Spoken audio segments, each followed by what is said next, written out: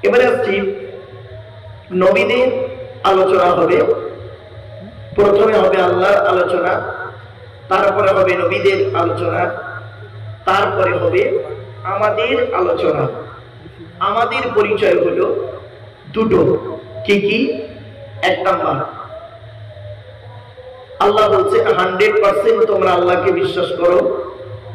2 number, যতদিন পৃথিবীতে বাঁচবে ভালো ভালো কাজগুলো করে যাবে, মানুষের উপকার করতে না পারলে ক্ষতি করতে যেও না। এই হলো আমাদের দুটো পরিচয়। তো আমাদের দুটো পরিচয় আলোচনা হবে, নবীদের 3টে পরিচয় আলোচনা হবে, আল্লাহর 4টে পরিচয় আলোচনা হবে। ব্যাস, এই কটা আলোচনা যদি আপনাদের কাছে করতে পারি, বোঝাতে পারি, তাহলে আমার কষ্ট করে আসাটাও সার্থক, আপনাদের কষ্ট করে জলসা দেওয়াটাও সার্থক। জলসা মানে আমরা বুঝি গতানুগতিক যে বর্তমানে জলসা হয়, কেসা কাহিনী টেনে টুনে অনেক কিছু ভঙ্গিমার মাধ্যমে, ওর নাম জলসা নয়। মুহাম্মদ সাল্লাল্লাহু আলাইহি সাল্লাম তিনি জলসা করতেন। কবে করতেন শুনে নিন। হযরত মুহাম্মদ সাল্লাল্লাহু আলাইহি সাল্লাম তিনি বৃহস্পতিবার দিনগত রাতে ঈশা নামাজের পরে সাহাবীদেরকে নিয়ে ওয়াজ করে শোনাতেন। নবীজির ওয়াজ ছিল টু দি পয়েন্টের উপরে, নবীজির ওয়াজ ছিল, মনে রাখবেন, নবীজির ওয়াজ হলো টু দি পয়েন্টের উপরে। বৃহস্পতিবার দিনগত রাতে ঈশার নামাজের পরে নবীজি সাহাবীদেরকে নিয়ে ওয়াজ করে শোনাতেন। এটা বুখারীর হাদিস এবং রাবীর মিশকাতও পাবেন। রাবীর নাম হচ্ছে আব্দুল্লাহ ইবনে মাসউদ রাদিয়াল্লাহু তাআলা আনহু। তো আজকে আমাদের আলোচনা শুরু করছি। যিনি আমাদের সৃষ্টিকর্তা, তিনি বললেন আমি মানব জাতিকে কিভাবে সৃষ্টি করেছি। ওয়ালাকাদ খালাকনাল ইনসানা মিন সুলালাতিন মিন তিন সুম্মা জাআলনাহু নুতফাতান ফি ক্বারারিন মাকিন সুম্মা খালাকনাল নুতফাতা আলাকাতান ফাখালাকনাল আলাকাতা মুদগাতান ফাখালাকনাল মুদগাতা ইযামান ফাকাসাউনা ইযামা লাহমা সুম্মা আনশানাহু খালকান আখar। আল্লাহ বলছেন আমি মানব জাতিকে সৃষ্টি করেছি মাটির নির্যাস থেকে, বাপ আর মায়ের মিলনের মাধ্যমে। ওই পানিটাকে আমি আল্লাহ তার মায়ের পেটের ডাইসে সুন্দর করে রেখে দিয়েছি। আর কি করেছি, ওই পানিটা 40 দিন পরে রক্তপিণ্ড করেছি, তার 40 দিন পরে মাংসপিণ্ড করেছি, তার 40 দিন পরে হাড় তৈরি করেছি, হাড়ে আর মাংসে সুন্দর করে লাগিয়ে দিয়েছি। আমি সৃষ্টিকর্তা তার মায়ের পেটের ভিতরে সুন্দর একটা আকৃতি দান করেছি। এরপরে সৃষ্টিকর্তা বলছেন তার দেহের ভিতরে, অর্থাৎ আমাদের দেহের ভিতরে, বান্দা তোমার দেহের ভিতরে আমি আল্লাহ 4টে গুরুত্বপূর্ণ জিনিস দিয়েছি। 1 নাম্বার হলো ব্রেন, 2 নাম্বার হলো হার্ট, 3 নাম্বার হলো লিভার, 4 নাম্বার হলো কিডনি। এই 4টের একটা খারাপ হলে তুমি 100% মারা যাবে। সুতরাং পৃথিবীতে যতদিন বাঁচবে এই 4টে জিনিসকে তুমি যত্ন করবে। এরপরে সৃষ্টিকর্তা বলেন তো দেহের মধ্যে আমি 9টা ছিদ্র দিয়েছি। 9টা ছিদ্র কি কি? 2 চোখ, 2 নাক, 2 কান, 1টা গাল, 7টা সামনে পেছনে। এই হলো 9টা ছিদ্র। এই 9টা ছিদ্রের যে কোনো একটা ছিদ্র দিয়ে আল্লাহ পাক ফেরেশতাদের মাধ্যমে আত্মাটাকে বের করে নেয়। কত মানুষকে দেখবেন মারা গেছে, লোকটা মারা গেছে কিন্তু লোকটা পেশাব ফিরে ফেলেছে, লোকটা মারা গেছে পেশাব ফিরে ফেলেছে, পায়খানা ফিরে ফেলেছে, লোকটা মারা গেছে চোখটা চেয়ে আছে, লোকটা মারা গেছে গালটা হাঁ করে আছে, লোকটা মারা গেছে হাতটা বেঁকে আছে, হাতটা খিঁচে আছে। আবার দেখবেন লোকটা মারা গেছে, দেখলে মনে হবে ঘুমিয়ে আছে। তো কেমন করে মরতে চান? যদি ঈমান নিয়ে মরতে চান তাহলে এখানে কিছুক্ষণ কথাগুলো শুনে আমল করে যান। দরকার এইটুকুই। এরপরে আসছি, আল্লাহ পাক আমাদের দেহের মধ্যে 3টে জিনিস আলাদা করেছেন। কি কি? 1 নাম্বার ব্লাড গ্রুপ আলাদা। ব্লাড গ্রুপটা কি? আলাদা। এই ব্লাড গ্রুপ বলতে গিয়ে আমি বেশ কিছু কথা বলি ভারতবর্ষের, যেখানে আমি লেকচার দিতে যাই, যে ব্লাড নিয়ে আমরা খুব মারামারি করি। কিরকম মারামারি? খারাপ সেন্স নেবেন না কেউ।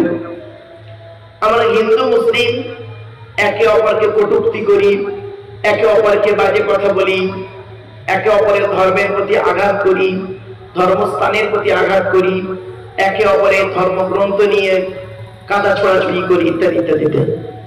এগুলো করবেন না। আপনাদেরকে আমি অনুরোধ করে বলে যাচ্ছি, হরিপাল থানার মানুষ, হুগলি জেলার মানুষ, আপনাদের কাছে আমার রিকোয়েস্ট, হিন্দু মুসলিম কাঁধে কাঁধ মিলিয়ে চলুন। হিন্দু মুসলিম কাঁধে কাঁধ মিলিয়ে চলুন, একে অপরের বিপদে ঝাঁপিয়ে পড়ুন। কিসের হিন্দু কিসের মুসলিম আপনারা মারামারি করেন? আপনারা কি জানেন হিন্দুদের রক্তের ভিতরে মুসলমানদের রক্ত আছে, আর মুসলমানদের রক্তের ভিতরে হিন্দুদের রক্ত আছে। ছোট্ট একটা উদাহরণ দিচ্ছি, আপনাদের এলাকায় ব্লাড ডোনেশন ক্যাম্প হয়, রক্তদান শিবির হয়, তো ব্লাড যখন নেওয়া হয় তখন বলা হয় নাকি এই ও হিন্দু ও রক্ত আলাদা কর, ও মুসলিম ও রক্ত আলাদা কর, বলে নাকি? আচ্ছা, ব্লাডের মধ্যে কাস্টের কোনো ডিভাইডেড থাকে না, ব্লাডের মধ্যে কালারের কোনো ডিভাইডেড থাকে না, ব্লাডের মধ্যে জেন্ডারের কোনো ডিভাইডেড থাকে না, ব্লাডের মধ্যে গ্রুপে ডিভাইডেড করা হয়। ব্লাডের 4টে গ্রুপ আছে, এ বি, এ বি আর ও, প্রত্যেকটা মাইনাস প্লাস। একটা হিন্দু রক্তের ভিতরে 3টে জিনিস পাওয়া যায়, লোহিত কণিকা, শ্বেত কণিকা, অনুচক্রিকা, as a same no difference. একটা মুসলমানের রক্তের ভিতরে ওই 3টিই পাওয়া যায়। কিসের হিন্দু কিসের মুসলিম মারামারি করেন? মনে রাখবেন, হে হিন্দু, তুমি মন্দিরে গিয়ে যাকে ঈশ্বর বা ভগবান বলে রাখো তাকে জীবনে মন্দিরে পাবে না। হে খ্রিস্টান, গির্জায় গিয়ে যাকে গড বলে ডাকো তাকে জীবনে গির্জায় পাবে না। হে মুসলমান, গালে দাড়ি মাথায় টুপি নিয়ে মসজিদে যাকে আল্লাহ আল্লাহ বলে ডাকো ও আল্লাহকে মসজিদে পাবে তো? চলেন আমরা 3 ধর্মের মানুষ সৃষ্টিকর্তাকে খুঁজতে বেরোই। সৃষ্টিকর্তা আল্লাহ নিজেই বলছেন, কোন জায়গায় তোকে যেতে হবে না, কোন জায়গায় তোকে যেতে হবে না। আমি কোথায় আছি জানিস? রেফারেন্স টু দি হোলি কোরআন। কোরআনে বলা হয়েছে, ওয়ালাকাদ খালাকনাল ইনসানা ওয়া না'লামু মা তুওয়াসবিসু বিহি নাফসুহু ওয়া নাহনু আকরাবু ইলাইহি মিন হাবলিল ওয়ারিদ। 26 নম্বর পারা 18 নম্বর পৃষ্ঠার প্রথম নম্বর লাইন, সূরার নাম সূরা কফের মধ্যে আল্লাহ বলছেন, হে মানব জাতি, আমি তোদের সৃষ্টি করেছি, তোদের মনের মধ্যে ভালো মন্দ যা কিছু আছে সব আমি আল্লাহ জানি। তোরা কোনোদিন ভাববি না আমি আল্লাহ অনেক দূরে আছি। না না না, আমি তোর ঘাড়ের শিরার নিকটবর্তী। একবার অন্তরে অন্তঃস্থল থেকে আমাকে আল্লাহ বলে ডাক দে, আমি আল্লাহ তোর ডাকে সাড়া দেব। কোথায় আছেন আপনি? ভেবেছেন আল্লাহকে পাবেন কোথায়? কোথায় স্বর্গ কোথায় নরক? কে বলে তা বহুদূর। মানুষের মাঝে স্বর্গ নরক, মানুষের সুরাসুর। আগে মানুষ হয়ে চলুন তো দেখি, ধর্ম পরে করবো, আগে মানুষ হয়ে চলুন। একজন মানুষ হতে গেলে তার কি কি কোয়ালিটি কোয়ান্টিটি থাকা দরকার, সেগুলো আছে কি আমাদের মধ্যে? মনুষ্যত্বটাই তো আমাদের মধ্যে নেই। আমরা কি করে সৃষ্টিকর্তাকে পাবো? আগে মনুষ্যত্বটা তৈরি করি চলুন। একজন মানুষ হতে গেলে তার যা যা প্রয়োজন সেই জিনিসগুলো আমাদের মধ্যে এখনো পর্যন্ত আসেনি। আমাদের মধ্যে ঢুকে গেছে হিংসা। এক মানুষ অপর মানুষকে হিংসা করতে পারলেই বাঁচি। শুধু তাই নয়, একে অপরের মধ্যে দুর্নাম বদনাম করতে পারলেই বাঁচি। সেজন্য আমি আপনাদেরকে অনুরোধ করে বলে যাচ্ছি, এগুলো কেন হয় জানেন? এগুলো হয় একমাত্র এডুকেশনের অভাব হলে, এডুকেশনের অভাব হলে, শিক্ষার অভাব হলে।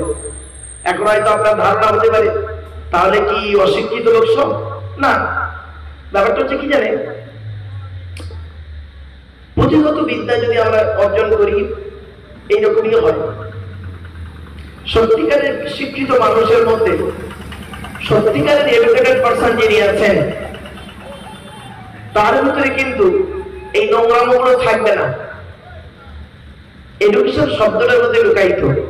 What is the definition of education? E D U C A T I O N, এক একটা লেটারে এক একটা গুণাগুণ আছে, তবেই তাকে শিক্ষিত লোক বলে। কি হিন্দু কি মুসলিম। ই থেকে ইগার্গি, ডি থেকে ডেভেলপমেন্ট, ইউ থেকে ইউনিভার্সাল, সি থেকে ক্যাপাবিলিটি, এ থেকে অ্যাক্টিভ, টি থেকে টলারেন্স, আই থেকে ইন্টেলিজেন্ট, ও থেকে ওবিডিয়েন্স, এন থেকে ন্যাচারাল। এত গুণে গুণে গুণান্বিত ব্যক্তিকে বলা, বস্তুকে বলা হয় এডুকেশন বা শিক্ষা। শিক্ষাটা নেবে কে? যে নেবে তাকে বলা হয় স্টুডেন্ট। Who's student? কে স্টুডেন্ট? ওই 10টায় গেল, 4টেই এলো।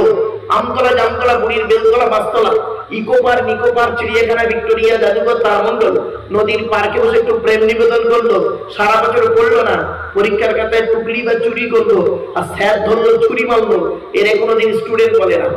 স্টুডেন্ট শব্দটার মধ্যে লুকায়িত S T U D E N T, এক একটা লেটারের এক একটা গুণাগুণ আছে, তবেই তাকে স্টুডেন্ট বলে। এস থেকে স্টাডি, টি থেকে ট্রুথফুল, সত্যবাদী হতে হবে। এখনকার স্টুডেন্ট দেখবেন কি হিন্দু কি মুসলিম, এখনকার স্টুডেন্টরা দেখবেন বেশিরভাগ মিথ্যাবাদী, 100%। কিরকম দেখবেন? বেশিরভাগ স্টুডেন্ট মিথ্যাবাদী। এখন লেখাপড়া কোথায় হয় জানেন? শুনেনি? পেচ্ছাপখানায়, পায়খানায়, টয়লেটে এখন পড়াশোনা হয়। এ মাধ্যমিক পরীক্ষা হচ্ছে, মাধ্যমিক পরীক্ষা হচ্ছে, উচ্চ মাধ্যমিক পরীক্ষা হচ্ছে, দেখবেন যেখানে সেন্টার পড়ে, মাধ্যমিক উচ্চ মাধ্যমিকের সেন্টার যেখানে পড়ে, ওখানে গিয়ে দেখবেন স্টুডেন্ট গুলো টয়লেটে, পেচ্ছাপখানায়, পায়খানায়, টয়লেটে গিয়ে বইয়ের পৃষ্ঠা ছাড়া, বইয়ের পৃষ্ঠা ছেড়ে এসছে, মাইক্রো জেরক্স, টুকলি, বই গিয়ে পেশাবখানায়, পায়খানায় ফেলে রেখে চলে এসছে। আশ্চর্য! একটা স্টুডেন্ট গিয়ে সেখানে পেশাব ফিরে চলে এলো। যে ছেলেটা টুকলি করলো, বইটাকে পেশাবখানায় রেখে চলে এলো, ওই ছেলেটা আবার দেখবেন 20 বছর পরে, 20 বছর পরে ওই ছেলেটা দেখবেন একজন শিক্ষিত, মানে ডিগ্রিধারী লোক হয়ে স্টেজে এসে লেকচার দেবে, আর তার লেকচার শুনে মানুষ সঠিক পথ পাবে। এটাকে কল্পনা করা, মানে বিশ্বাস করাটা কিরকম জানেন?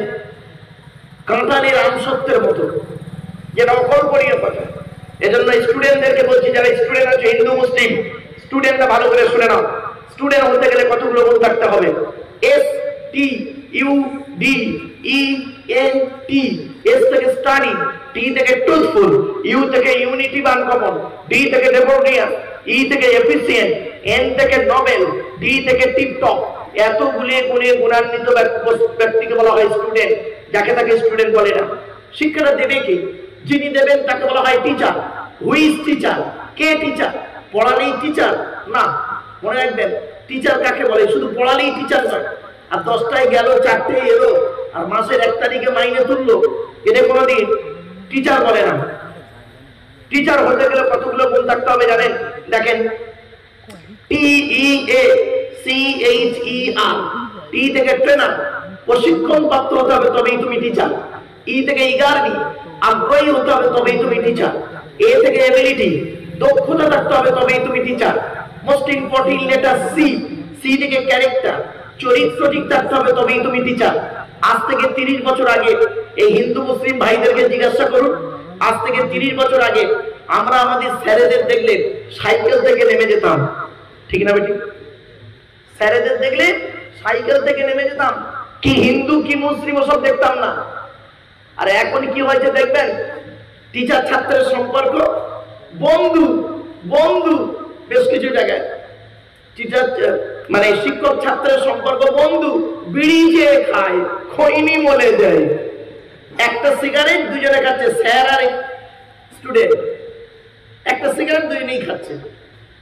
এই হয়েছে টিচার। আজ থেকে 30 বছর আগে টিচার আর ছাত্রীর সম্পর্ক কি ছিল? পিতার কন্যার ন্যায়। মেয়েটি শিক্ষককে বাপের মতো ভক্তি করত, শ্রদ্ধা করত, আর শিক্ষক ছাত্রীটিকে নিজের কন্যা বলে মনে করত। এখন কি হয়েছে শুনবেন? টিচার ছাত্রীর সম্পর্ক বেশ কিছু জায়গায় স্বামী স্ত্রী, স্বামী স্ত্রী। প্রাইভেট পড়াতে দিলাম, আরবি পড়াতে দিলাম, ইংরেজি পড়াতে দিলাম, ম্যাথ পড়াতে দিলাম, বিয়েটাও পড়িয়ে নিয়ে বসে আছে। এই জন্যই প্রফেট মুহাম্মদ সাল্লাল্লাহু আলাইহি সাল্লাম বলেছিলেন, দি Messenger of Allah, peace be আপন হিম, shed the best among those with good manner। নবী বলেছিলেন, তোমাদের মধ্যে উত্তম ব্যক্তি হলো ওই লোকটা যার ক্যারেক্টার, চরিত্র ভালো, ওই লোকটাই হলো উত্তম ব্যক্তি। একজন উকিল, ব্যারিস্টার, মাস্টার, ডাক্তার, মোল্লা, মনীষা, পীর সাহেব, দরবেশ সাহেব, আমির সাহেব, মুফতি সাহেবের যদি চরিত্র খারাপ হয়, আর একজন টোটোওয়ালার চরিত্র যদি ভালো হয়, টোটোওয়ালাটাই হলো সৃষ্টিকর্তার কাছে প্রিয় ব্যক্তি। Many loss is something loss, health loss is nothing loss, but character loss is everything loss. মানুষের যদি টাকা চলে যায়, ইনকাম করলে টাকাটা আবার ফিরে আসবে। মানুষের যদি শরীর চলে যায়, ভালো মন্দ খেলে শরীরটাও ফিরে আসবে। কিন্তু বন্ধুরে, মানুষের যদি চরিত্র চলে যায়, চরিত্র কিন্তু আর ফিরে আসবে না।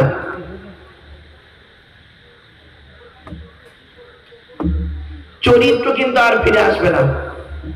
তাই নবী বলেছিলেন, দুই ঠোঁটের মাঝখানে, দুই রানের বীজখানে, এই দুটো জিনিসের গ্যারান্টি তোমরা আমাকে দাও, আমি তোমাদের জান্নাতের গ্যারান্টি দিয়ে দেবো, স্বর্গের গ্যারান্টি দিয়ে দেবো।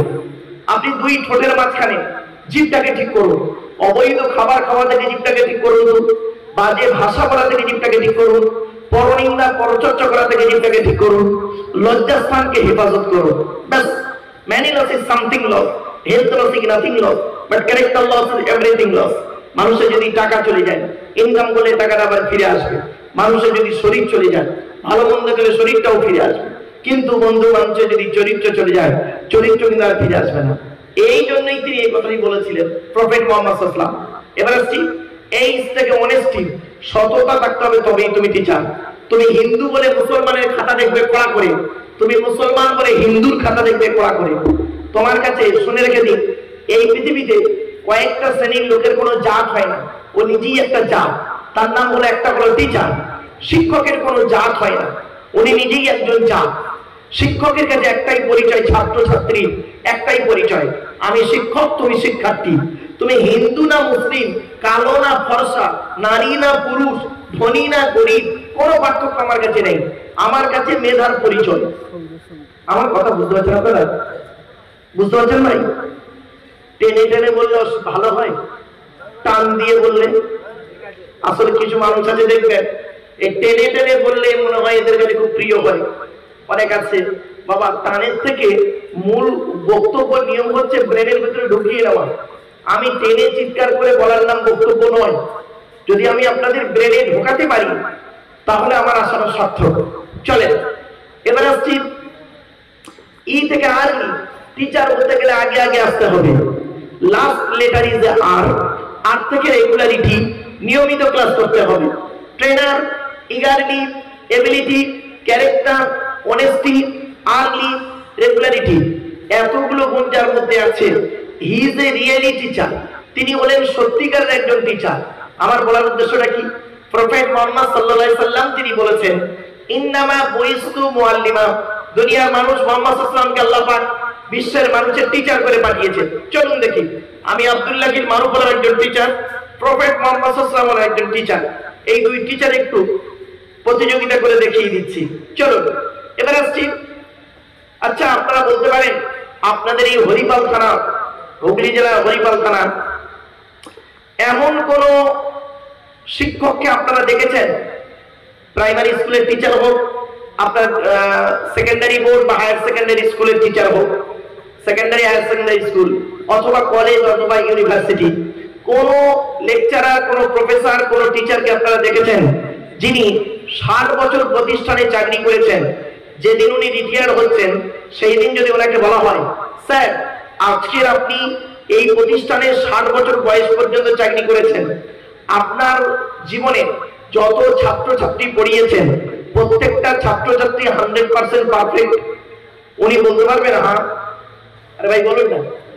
উনি এতটুকু বলতে পারবেন যে আমার জ্ঞান মতে যত ছাত্রছাত্রী আমি পড়িয়েছি 99% ভালো, দু একটা চোরছাচোর টাকা গুন্ডা বদমাইশ বলে হতে পারে। উনি 100% পারফেক্ট বলতে পারবেন না। কিন্তু এই পৃথিবীতে একজন টিচারের আগমন ঘটেছিল, এই পৃথিবীতে একজন প্রফেসর এসেছিলেন, এই পৃথিবীতে একজন লেকচারার এসেছিলেন, এই পৃথিবীতে একজন গাইডার এসেছিলেন, এই পৃথিবীতে একজন মেসেঞ্জার এসেছিলেন, যার জন্ম হয়েছিল 570 খ্রিস্টাব্দে 29শে আগস্ট সোমবার, আর যার ইন্তেকাল অর্থাৎ মৃত্যু হলো 632 খ্রিস্টাব্দে 8ই জুন সোমবার।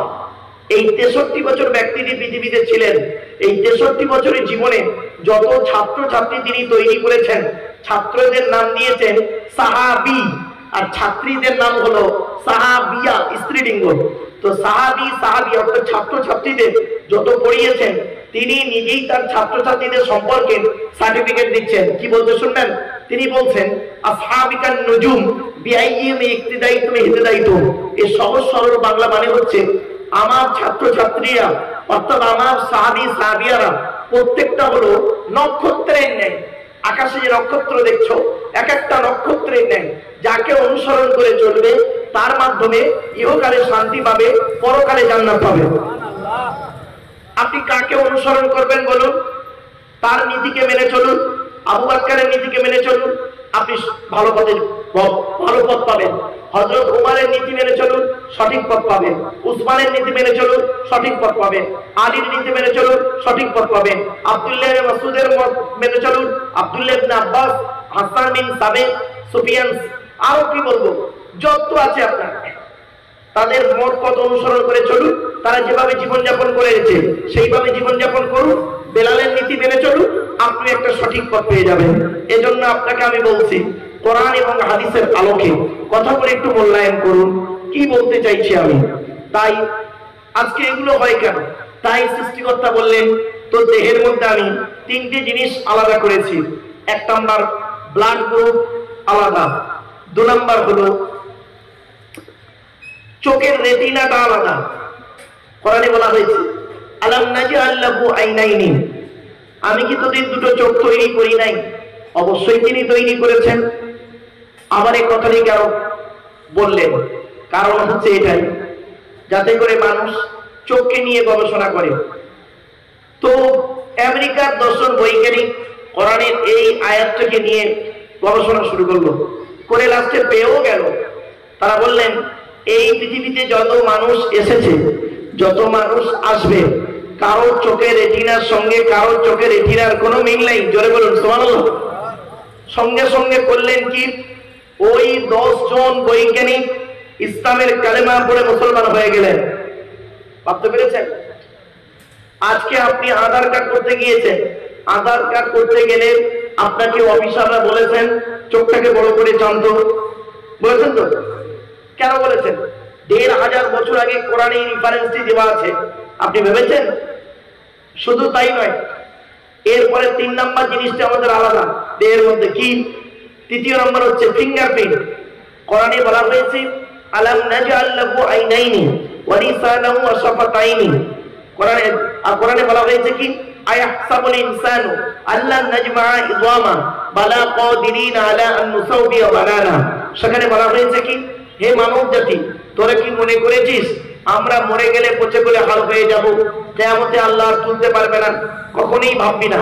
এই পৃথিবীতে যেমন তোদের বুড়া আঙুলের ছাপ যেমন কারোর সঙ্গে কারোর কোনো মিল নেই, কিয়ামতের মাঠেও কারোর সঙ্গে কারোর কোনো মিল পাবি না। কোরআনের এই আয়াতটি নিয়ে কে গবেষণা করলো? থাইল্যান্ডের চ্যাং ম্যাং ইউনিভার্সিটি অ্যানাটমি বিভাগের প্রফেসর, বিখ্যাত পণ্ডিত বৈজ্ঞানিক, লোকটার নাম হলো তাথাগত তোজেসান। উনি একজন খ্রিস্টান, হিন্দু নন, মুসলমান নন। উনি বললেন কোরআনে ভুল আছে। বলল কি ভুল? বলল কোরআনে লেখা আছে বুড়ো আঙুলের ছাপ নাকি কারোর সঙ্গে কারোর কোনো মিল নেই। আমি কোরআনের ভুল বের করে শুনবো। উনি বললেন কি 1000 মানুষের বুড়ো আঙুলের ছাপ দিলেন, 1 বছর ধরে গবেষণা করে দেখছেন কার সঙ্গে কার মিল আছে।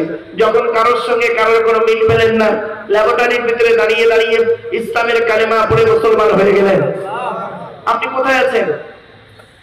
আজকে আপনি আধার কার্ড করতে গিয়েছেন, অফিসাররা আপনার 5টা আঙুলের ছাপ নিয়েছে চেপে চেপে ধরে।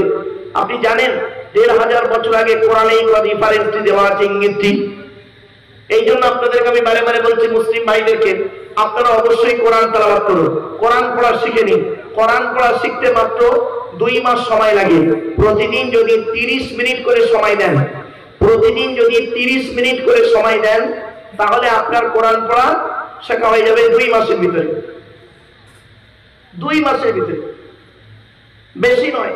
কোরআনের 30টা পারা, কোরআনের 30টা পারা, 30 ঘন্টা সময় দিন, 30 ঘন্টা গুনে একদম টাইম ধরে 30 ঘন্টার মধ্যে আপনার কোরআন পড়া শেখানো হয়ে যাবে। কিন্তু দুঃখের বিষয় আপনারা কোরআন পড়া শিখবেন না, 30 ঘন্টা সময় দিতে পারবেন না। প্রতিদিন আধা ঘন্টা করে সময় দিন, 2 মাসে আপনার কোরআন পড়া শেখা হয়ে যাবে। 100% আমি বলছি। আপনি এখনো পিছিয়ে পড়ে আছেন। আপনাদের এলাকার মসজিদে ইমাম সাহেবগুলো যোগ্য মানুষ, তাদের কাছে বসে কোরআন পড়াটা শিখে নিন। এই কোরআন কিনে গবেষণা করছে কারা? America, London, France, Britain, Japan, Jordan, Germany ঠান্ডা করে বসে বসে কোরআন কিনে গবেষণা করছে। কারা করেছে? Humphry Davy, Michael Faraday, Einstein, Isaac Newton, doctor Morris বুখাইরি, মিস্টার কুক, মিস্টার জাবরিন, mister Campbell, Rajaram Mohan Roy, Ishwarchandra Vidyasagar, Rabindranath Tagore, Acharya Jagadish Chandra Bose, Francis Drake, Williams Clifford, Williams Harvey, Thomas, George Bernard, এরা কোরআন কিনে গবেষণা করলো। আর এই কোরআনকে নিয়ে আমরা কিছু মৌলবী সাহেব এই কোরআনটাকে নিয়ে কি করলাম? ব্যবহার করলাম কিভাবে? তেল পড়া, পানি পড়া, ওয়াজ করা, খতম করা, তাবিজ পড়া, ঘর বন্ধ করা, এই সবই আমরা ব্যবহার করলাম। আর কোরআনটাকে আর একটু ব্যবহার করলাম কিসে জানেন? নিজেদের মধ্যে মারামারি করতে ব্যবহার করলাম কোরআনটাকে। কিরকম মারামারি? ধর্মের ভিতরে মারামারি করতে লাগলাম। গোল টুপি, লম্বা টুপি, চেরা জামা, ফাড়া জামা, তবলিগ, ফুরফুরা, বেরেলি, ওয়াহাবি, জামাত ইসলামী, আহলে হাদিস, লামাজাবি, রাফাজাই, বুকে হাত বাঁধা, নাভির নিচে হাত বাঁধা, জোরে আমিন বলা, আস্তে আমিন বলা, ঠিক না ঠিক? মোনাজাত করা না করা, এর বলে কাফের, ওর বলে কাফের, লাউঠানা। এজন্য আপনাদেরকে বলছি, এই দিকগুলো থেকে আপনি সরে আসুন। আপনি কোরআনকে মূল্যায়ন করুন। সারা পৃথিবী কোরআন কিনে গবেষণা করছে, আপনি কেন পিছিয়ে আছেন? চলুন একটা একটা করে বলে যাচ্ছি। কোরআন যার বাণী, তার নাম হলো সৃষ্টিকর্তা আল্লাহ। আল্লাহর ঘরের নাম হলো মসজিদ। আজকে আমাদের তিনটে পরিচয় দিতে হবে। একটা হলো আল্লাহর পরিচয় দিয়েছি, আল্লাহর কেতাব হচ্ছে কোরআনের পরিচয় দেব, আল্লাহর ঘরের পরিচয়, মসজিদের পরিচয় দেব, আর একটা হলো আল্লাহর নবীর পরিচয় দেব। শুনে নিন, আল্লাহর ঘরের পরিচয়টা প্রথম দিই। আল্লাহর ঘরের নাম হলো মসজিদ। মসজিদ কমিটি হতে গেলে 5টা গুণ থাকতে হবে, বলেই দিয়েছি আগে। যে মসজিদ কমিটি হবে তার 5টা গুণ থাকতে হবে। যাকে তাকে মসজিদের সভাপতি, সেক্রেটারি, ক্যাশিয়ার কমিটি করবেন না। আপনাদের আমি করজোড়ে নিবেদন করে গেলাম। এবার আসছি মসজিদের ভিতরে তাকে মসজিদ কমিটি হলো যিনি নামাজ পড়ান, তাকে বলা হয় ইমাম সাহেব। পশ্চিম বাংলায় বেশিরভাগ মসজিদে ইমাম সাহেবের মাইনে খুব কম, ঠিক না বেঠিক?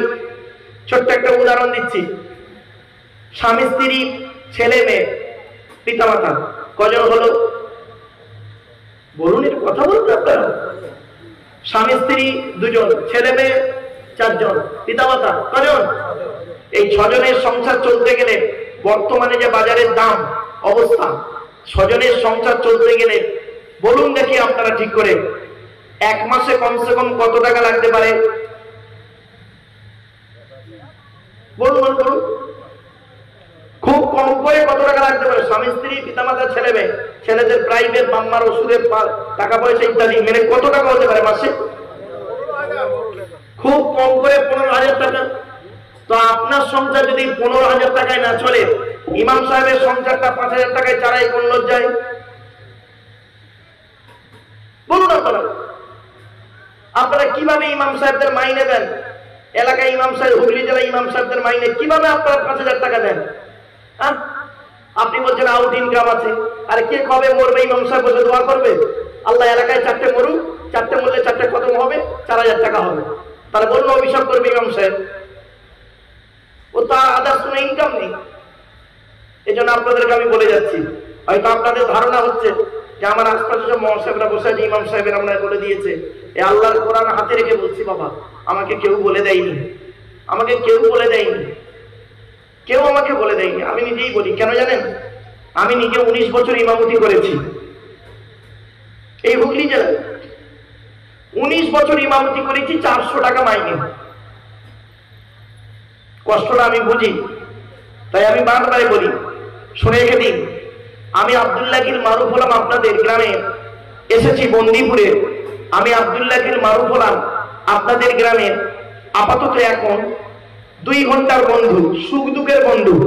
আর আপনাদের মসজিদের ইমাম সাহেব হলো 365 দিনের সুখ দুঃখের বন্ধু, ঠিক না বেঠিক? তার মূল্যায়নটা কাকে বেশি করা উচিত? আপনারা করেন কি ঈদের দিনে যিনি ঈদের নামাজ পড়ে অন্য একটা মহাসাহেব এসে, সাধু উদাহরণ দিচ্ছি, অনেক জায়গায় আছে না যে ইমাম সাহেব ঈদের নামাজ পড়াবে না, গ্রামের অন্য একটা লোক ভাড়া করে এনেছে, তাকে দিয়ে ঈদের নামাজ পড়াচ্ছেন, তাকে দিয়ে ঈদের নামাজ পড়াচ্ছেন। আমার আপত্তি নেই, তবে আমার একটা যুক্তি আপনাদেরকে বলে যাচ্ছি, শুনে নিন। যুক্তি দিচ্ছি আপনাদের, রাগ করবেন না, কেউ রেগে যাবেন না, কিন্তু এই যুক্তিটা যদি আমার কেটে দিতে পারে তাহলে আমি ভাববো হ্যাঁ। আচ্ছা বলুন, 5 ওয়াক্ত নামাজ পড়া কি ফরজ না সুন্নত? জোরে বলুন। তো যিনি 5 ওয়াক্ত নামাজ পড়ে তিনি ফরজটা আগে না সুন্নত আগে? ফরজ আগে। আচ্ছা, ঈদের নামাজ পড়া কি জানেন? ওয়াজিব। কি বললাম? মানে ফরজের নিচে, ফরজের নিচে। তো যিনি ফরজের নামাজ পড়াচ্ছে 5 ওয়াক্ত, ফরজের নামাজ, ফরজ নামাজ পড়াচ্ছে, জোহর, ফজর, জোহর, আসর, মাগরিব, ইশা, ফরজ নামাজ পড়াচ্ছে যিনি, তার পেছনে ঈদের নামাজ পড়েন না ওয়াজিব নামাজটা? সারা বছর 364 দিন, 365 দিন যে ব্যক্তিরা 5 ওয়াক্ত নামাজ পড়ালো ফরজ নামাজ, তার পিছনে আপনারা ঈদের নামাজ পড়েন না। করেন কি? ঈদের নামাজ পড়ানোর জন্য একটা মৌলবী সাহেবকে ভাড়া করে আনতে হবে। তার মানে আপনারা কাকে প্রাধান্য বেশি দিলেন? বাপের বাড়িতে গিয়ে, বউ বাড়িতে গিয়ে ভাববেন কিন্তু কথাটা। এজন্য আপনাদেরকে আমি বলে যাচ্ছি, ইমাম সাহেবের গুরুত্ব দিন, মূল্যায়ন করুন। আপনার ছেলে মাস্টার, ডাক্তার, ইঞ্জিনিয়ার হতে পারে, এটা আপনার আশা। একটা ইমাম সাহেবেরও সন্তানের আশা, ইমাম সাহেবেরও মনে আশা জাগে যে আমার ছেলে মেয়েটা মাস্টার, ডাক্তার, ইঞ্জিনিয়ার হোক। তাহলে আপনার তাই দেখলেন নাকি? বুঝতে পারলেন? আপনি আপনার ছেলেকে ডাক্তারি পড়ানোর জন্য, পরীক্ষার জন্য ইমাম সাহেবকে বলে বলছেন, ইমাম সাহেব, মসজিদের সেক্রেটারি, শুনে রাগ করবেন না, মসজিদের সেক্রেটারি ইমাম সাহেবকে বলছে, ইমাম সাহেব আজকে জুম্মার নামাজের পরে সালাম ফিরিয়ে আমার ছেলের ডাক্তারি পরীক্ষা আছে, যেন পাস করে যায়, ডাক্তার হয়ে যায়, আপনি খাস করে দোয়া চাইবেন। তো ইমাম সাহেব সালাম ফিরিয়ে সকলকে বলছে, গ্রামবাসী বৃন্দ শোনো, আজকের মসজিদের সভাপতি যিনি, তার ছেলে ডাক্তারি পরীক্ষা দেবে, যেন পাস করে যায়, হ্যাঁ, চাকরি পাস করে যায়, সকলে আমরা দোয়া চাইবো। তা গ্রামের মুসল্লিরা বললো ঠিক আছে, দোয়া শুরু করুন। তো ইমাম সাহেব দোয়া শুরু করেছে, সভাপতি সাহেব রয়েছে, ইমাম সাহেব দোয়া করছে, রব্বানা যালামনা আনফুসানা ওয়া ইল্লাম তাগফির লানা ওয়া তারহামনা লানাকুনান্না মিনাল খাসিরিন। বলার পরে বলছে, ওগো আল্লাহ, ওগো দয়াময়, আজকে আপনার আমার মসজিদের, এই মসজিদের সভাপতি সাহেবের ছেলে ডাক্তারি পরীক্ষায় যদি পাস করে যায়, চাকরি পাবে, আল্লাহ আল্লাহ তার চাকরি যেন হয়ে যায়, এই দোয়া আমরা সকলে মিলে করছি। সকলেই জোরে বলছে আল্লাহুম্মা আমিন। তারপরে এবার পরের বাক্যটা ইমাম সাহেব বলছে, আল্লাহ ও চাকরি পেয়ে যায়, ভালো, আলহামদুলিল্লাহ, আল্লাহ মাইনেটা যেন আমার মতোই হয়।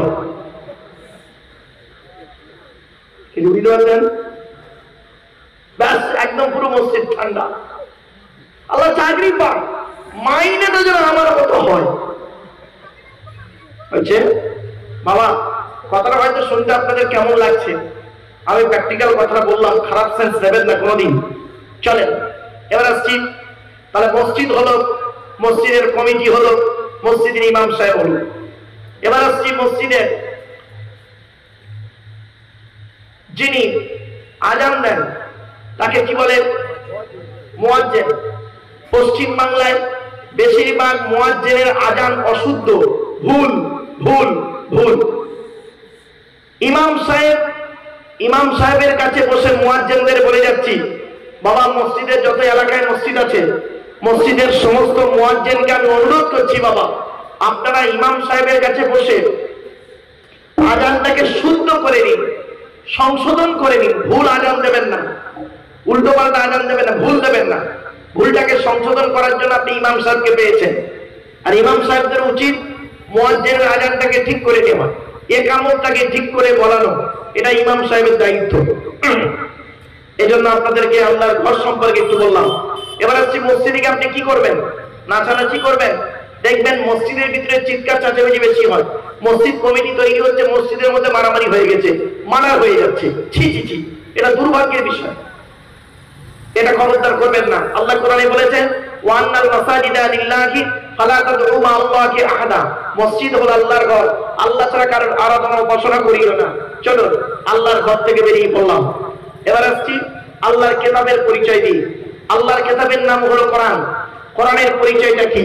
কোরআন আল্লাহর তরফ থেকে জিবরাইলের মাধ্যমে হযরত মুহাম্মদ সাল্লাল্লাহু আলাইহি ওয়াসাল্লামের উপরে আরবের মক্কা নগরের নিকটবর্তী একটি গুহাটির নাম হলো হেরা। হেরা নামক গুহাতে 610 খ্রিস্টাব্দে 1 ফেব্রুয়ারি সোমবার কোরআনের প্রথম আয়াত নাযিল হলো। ইকরা, রিড, পড়ো পড়ো পড়ো। আপনারা কি জানেন এই কোরআনে লেখা আছে, এই কোরআনে লেখা আছে 82 জায়গায় বিভিন্ন অ্যাঙ্গেলে নামাজের কথা। কিসের কতবার 82 বার লেখা আছে বিভিন্ন অ্যাঙ্গেলে নামাজের কথা, আর 92 জায়গায় লেখা আছে লেখাপড়ার কথা। তো কোন সংখ্যাটা বেশি, 82 না 92? তাহলে লেখাপড়ায় পিছিয়ে কেন বন্দিপুরের মানুষ? লেখাপড়ায় পিছিয়ে কেন? মনে রাখবেন, যে জাতি লেখাপড়ায় পিছিয়ে সে জাতি সব দিকে পিছিয়ে। শত মূর্খ নয় আমি, স্বর্গে নাহি যাব, দ্বাদশ পণ্ডিত নিয়ে পাতালেই রব। 100 জন মূর্খ মানুষকে নিয়ে স্বর্গে গিয়ে কোনো লাভ নেই। 12 জন শিক্ষিত লোককে নিয়ে নরকে থাকা অনেক ভালো। মূর্খ বন্ধুর থেকে শিক্ষিত শত্রু ভালো। এজন্য আমি আপনাদের করজোড়ে বলে যাচ্ছি, ছেলে মেয়েকে লেখাপড়া শেখান, ছেলেকে ধনী না বানিয়ে জ্ঞানী করে যান। আমার কথা বুঝতে পারছেন আপনারা? ছেলেকে ধনী না বানিয়ে জ্ঞানী করে যান। ধনী হলে আপনার সম্পদ তাড়াতাড়ি শেষ করে দেবে, আর জ্ঞানী হলে ওর নিজের সম্পত্তি তৈরি করে নেবেন। কিছু বুঝতে পারছেন বাবা আমার কথা? এই জন্য ছেলে মেয়েকে লেখাপড়ায় দিকে আগিয়ে দিন। বিশেষ করে বর্তমান সমাজে কয়েকটা ভাষা তাকে শিখিয়ে দিন। 1 নাম্বার ইন্টারন্যাশনাল ল্যাঙ্গুয়েজ ইংলিশ, তাকে ইংলিশটা ভালো করে শিখিয়ে দিন আপনার ছেলে বা মেয়েকে। আপনি নিজেও ইংরেজিতে শিখুন, ইংরেজি ভাষা। রিলিজিয়াস ল্যাঙ্গুয়েজ হচ্ছে আরবিক, ধর্মীয় ভাষা আপনার। আপনি আরবিটাও শিখে নিন ইমাম সাহেবের কাছে বসে। তাহলে ইন্টারন্যাশনাল ল্যাঙ্গুয়েজ হবে ইংলিশ, রিলিজিয়াস ল্যাঙ্গুয়েজ হচ্ছে আরবিক। এবার হচ্ছে ন্যাশনাল ল্যাঙ্গুয়েজ, ভারতের জাতীয় ভাষা হলো হিন্দি। হিন্দিটাও আপনি শিখে নিন। কেন আপনি শিখবেন না? আর স্টেট ল্যাঙ্গুয়েজ, মাদার টাং হলো, মাতৃভাষা হলো বাংলা, বাংলাটাও শিখে নিন। ব্যাস। এবার আধুনিক বিজ্ঞানের যুগে একটা খুব জরুরি জিনিস প্রয়োজন হয়ে পড়েছে প্রত্যেকের জন্য, সেটা হলো কি জানেন? কম্পিউটার। কম্পিউটারটা ছেলেকে শিখিয়ে দিন, মেয়েকে শিখিয়ে দিন। ব্যাস, আপনার কোনো টেনশনই থাকবে না। আর আপনি করছেন কি ছেলের ভবিষ্যতের জন্য? ছেলের ভবিষ্যতের জন্য সোনার কাজ, গড়ির কাজ, বলের কাজ, ছেলের কাজ, ঝাড়াইয়ের কাজ করছেন, আর খালি এমাতো মাথা করে জান ভরে নষ্ট করে যাচ্ছেন। আর আপনার ছেলে করছে কি? আপনি কষ্ট করে 100 গ্রাম সোনা তৈরি করেছেন, কি 1 কেজি সোনা তৈরি করেছেন, জোগাড় করেছেন, আর আপনার ছেলে করলো কি 2 বছরে ওই সোনাটাকে এদিক ওদিক করতে গিয়ে 250 চুরি চামারি করে একান্ত হয়ে 5 বছর 10 বছরের মধ্যে আপনার পুঁজি শেষ। আর আপনি যদি ছেলেকে সুশিক্ষায় শিক্ষিত করে যেতেন, তাহলে নিজেই ইনকাম করে আরো সোনা বাড়াতে পারতো, অনেক কিছু করতে পারতো, ডেভেলপ করতে পারতো। এজন্য আমি আপনাদের বলে যাচ্ছি, ছেলেকে ধনী না বানিয়ে জ্ঞানী করে যান, জ্ঞানী করে যান। বিশ্বনবী মুহাম্মদ সাল্লাল্লাহু আলাইহি ওয়াসাল্লাম বলেছেন, উতলুবুল ইলমা মিনাল মাহদি ইলাল লাহাদ। দোলনা থেকে নিয়ে কবর পর্যন্ত লেখাপড়া শেখো। দোলনা থেকে নিয়ে কবর পর্যন্ত লেখাপড়া শেখো। এই জাতি লেখাপড়ায় পিছিয়ে। আজকের মুসলিমরা লেখাপড়ায় পিছিয়ে, আজকের ওয়াকাফবিদের এই অবস্থা হলো তোমাদের। ভেবে দেখেছেন? কোনদিন ভেবেছেন ওয়াকাফবিলটা কি? আপনারা জানেন? জানেন না, আইডিয়াই আপনাদের নেই।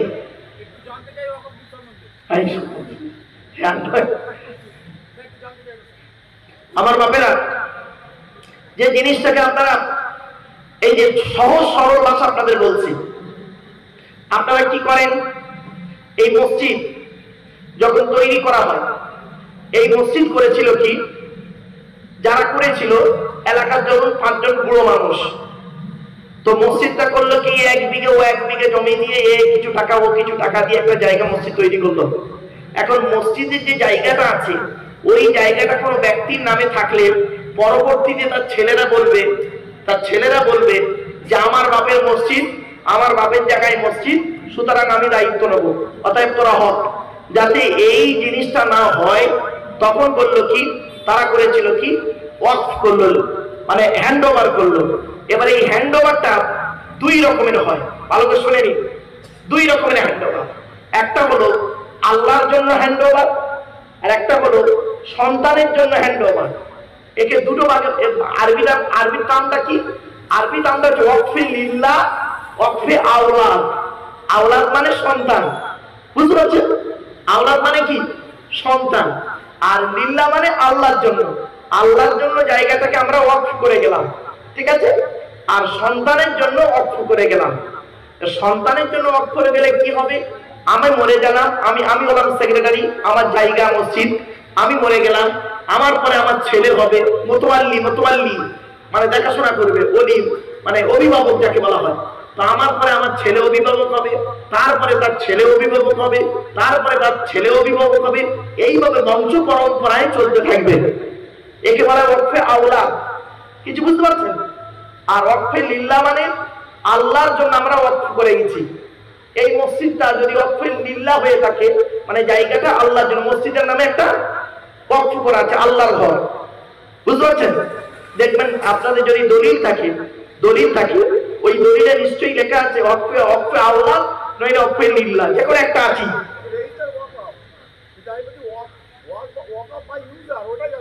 আচ্ছা আচ্ছা আচ্ছা আচ্ছা, হ্যাঁ ইউজ করবে কিভাবে? হ্যাঁ হ্যাঁ, এই জন্য আপনাদের বলছি, সহজ সরল ভাষায় আপনাদের বলছি, আপনারা সাধারণ মানুষ এই জিনিসগুলো বোঝার জন্য, এই সম্পত্তি যাতে অন্য কাছে না চলে যায়, সেজন্য আপনাদেরকে আমি অনুরোধ করছি, এই জন্য আন্দোলন করে এটাকে, এই বিলটাকে মানে বন্ধ করা যায়। যেমন কৃষি বিল বন্ধ করা হয়েছিল আন্দোলনের মাধ্যমে। কিছু বুঝতে পারছেন? সে আন্দোলনটা কিরকম হবে? সংবিধান অনুযায়ী আন্দোলনটা করতে হবে। আপনি আন্দোলন মানে এই নয় যে কাউকে মার্ডার করে হত্যা করে, এই নয়, গণতান্ত্রিক পদ্ধতিতে আপনাকে সেটা করতে হবে, আন্দোলনটা করতে হবে, করে সেটাকে বিলটাকে যাতে পাস না হয় সে চেষ্টা করতে হবে। এই ক্লিয়ার? এবার আসছি, এই যে মাদ্রাসা মসজিদ গুলোকে বা ঈদগাহ কবরস্থান ইত্যাদি ইত্যাদি এগুলো যখন চলে যাবে, তখন আপনার আবার অস্তিত্বটা থাকাও মুশকিল হয়ে যাবে। এরা আপনি আগামী দিনের কথা একটু ভাবুন। তার সাথে সাথে এটা কিভাবে কে নেবে না নেবে, কোথায় যাবে না যাবে, এতদিন ছিল না কোনো দিক থেকে, এখন সেটা শুরু হয়েছে নতুন পদ্ধতিতে। অনেকে অনেক কথা আপনাকে বলবে যে এইটা এই হবে তাই হবে, এর দায়িত্ব নেবে, আবার এর দায়িত্ব ওরা থাকবে, মুসলিম থাকবে কি অমুসলিম থাকবে ইত্যাদি ইত্যাদি। একটা ছোট্ট পয়েন্ট আপনারা খেয়াল করেছেন কিনা জানি না, সমস্ত বলছে মুসলিমরা ছাড়া অমুসলিম কোনো এতে থাকবে না, তাই তো? হ্যাঁ, তো এখানে যখন দেখেন, একটা কথা আপনাকে বলি, যখন মূল জিনিসটাই আপনার চলে যাবে, শাখাগুলো থেকে তো আর কোনো লাভ নেই। সুতরাং আমাদেরকে এটা গণতান্ত্রিক পদ্ধতিতে আপনাকে আমাকে আন্দোলন চালিয়ে যেতে হবে। তবে এটা গণতান্ত্রিক পদ্ধতিতে, আমি বারে বারে বলছি আপনাদেরকে, এটার আবার ভুল ব্যাখ্যা যেন করবেন না। অনেকে আবার করে কি, আবেগের বশবর্তী হয়ে এমন কিছু কথা টার্ম ইউজ করলো যার মাধ্যমে একটা বিশাল মারামারি ঝগড়া তৈরি হয়ে গেল, এটা নয়। এর সাথে সাথে আরেকটা কথা আপনাকে ছোট্ট কথা বলে যাচ্ছি আপনাদেরকে, পায়ে যদি আঘাত লাগে, মাথা যদি টের না পায়, জানতে হবে পাটায় আপনার প্যারালাইসিস হয়েছে, ঠিক না বেঠিক? পায়ে যদি আঘাত লাগে, মাথা যদি টের না পায়, জানতে হবে পাটায় আপনার প্যারালাইসিস হয়েছে। এই উদাহরণটার মাধ্যমে একটা জিনিস আমি বোঝাচ্ছি আপনাদেরকে, সারা বিশ্বে এখন মুসলিমদের খুব করুণ অবস্থা, খুব করুণ অবস্থা। তার মধ্যে একটা আপনাদের বলি, সৌদি আরব থেকে যখন আপনারা ঈদের আগের দিন রাতের বেলা কি করেছেন, ঈদের আগের দিন খুব খবর নিয়েছেন সৌদি আরবে ঈদ হয়েছে কিনা, তাই তো নাকি? তাহলে আমাদের সৌদি আরবে ঈদ হলে পরের দিন আমাদের এখানে ঈদ, মানে সৌদি আরবকে আপনারা এত ফলো করেছেন, ভালো কথা। প্রফেট মোহাম্মদ সাল্লাল্লাহু আলাইহি ওয়াসাল্লাম ওরা কিন্তু বলেননি, মোহাম্মদ সাল্লাল্লাহু আলাইহি ওয়াসাল্লাম বলেননি চাঁদ দেখার জন্য সৌদি আরব যাবে। মোহাম্মদ সাল্লাল্লাহু আলাইহি ওয়াসাল্লাম বলেছেন চাঁদ দেখে রোজা রাখো, চাঁদ দেখে ঈদ করো। তা সৌদি আরবের দিকে লক্ষ্য রেখেছিলেন, লক্ষ্য ছিল আপনাদের আজকে যদি সৌদি আরব হয়েছে কিনা ঈদ, তাহলে কারণ আমাদের ঈদ হবে।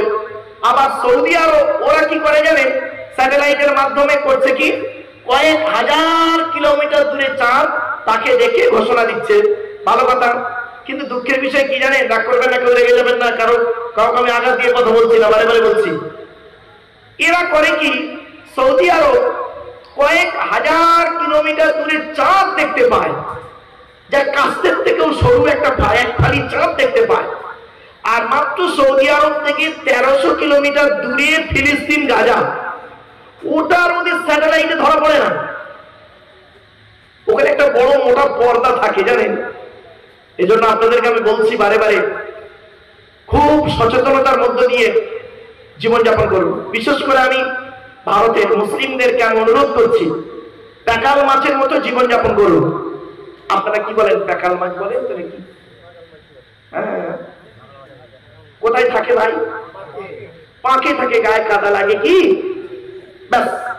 জ্ঞানী যারা বোঝে তারা শুধু ইশারায় জাস্ট এই টার্মটা ইউজ করলাম, পাকাল মাছের মতো জীবনযাপন করুন। তার মানে গায়ে কাদায় থাকবেন, গায়ে কাদা লাগবে না। সচেতনতার মধ্য দিয়ে একটু চলাফেরা করুন, কোনো বিতর্কে না জড়িয়ে, কোনো কি বলবো গন্ডগোলে না পা দিয়ে, সচেতনতার মধ্য দিয়ে চলাফেরা করুন। দেখেন, ভালোবাসা দিয়ে অনেক কিছু করা যায়, জেদ করে কোনোদিন কিছু করা যায় না। আবার কিছু কিছু জায়গায় জেদ না হলে আবার হয়েও না, এটা আমার মাথায় রাখতে হবে। তো ইসলাম এমন একটা ধর্ম, ভ্রাতৃত্বের ধর্ম, ভালোবাসার ধর্ম, এবং ইসলাম দেয় আন্তরিকতা, ভক্তি, শ্রদ্ধা, স্নেহ, মায়া, মমতা সবই ইসলামের মধ্যে আছে, কোরআনের ভিতরে সবই রয়েছে। সেজন্য আমি আপনাদেরকে অনুরোধ করে বারে বারে বলছি, আপনারা লেখাপড়ার দিকে চলে আসুন। যারা বয়স্ক মানুষ পড়তে পারেন না এখনো কোরআন পড়ার সুযোগ আছে, আলেমদের কাছে বসে শিখে নিন। বাংলা অর্থ বের হয়ে গেছে, অর্থগুলো একটু পড়াশোনা করুন। অর্থগুলো পড়লে, ব্যাখ্যাগুলো পড়লে আপনারা পেয়ে যাবেন বহু জিনিস। আপনার মধ্যে এই জিনিসগুলো থাকবেই না। আমরা করেছি কি জানেন, ছোট্ট কয়েকটা উদাহরণ দিয়ে দিতেই বুঝতে পারবেন। আমরা ধর্মটাকে ঢুকিয়ে দিয়েছি কিসের ভিতরে?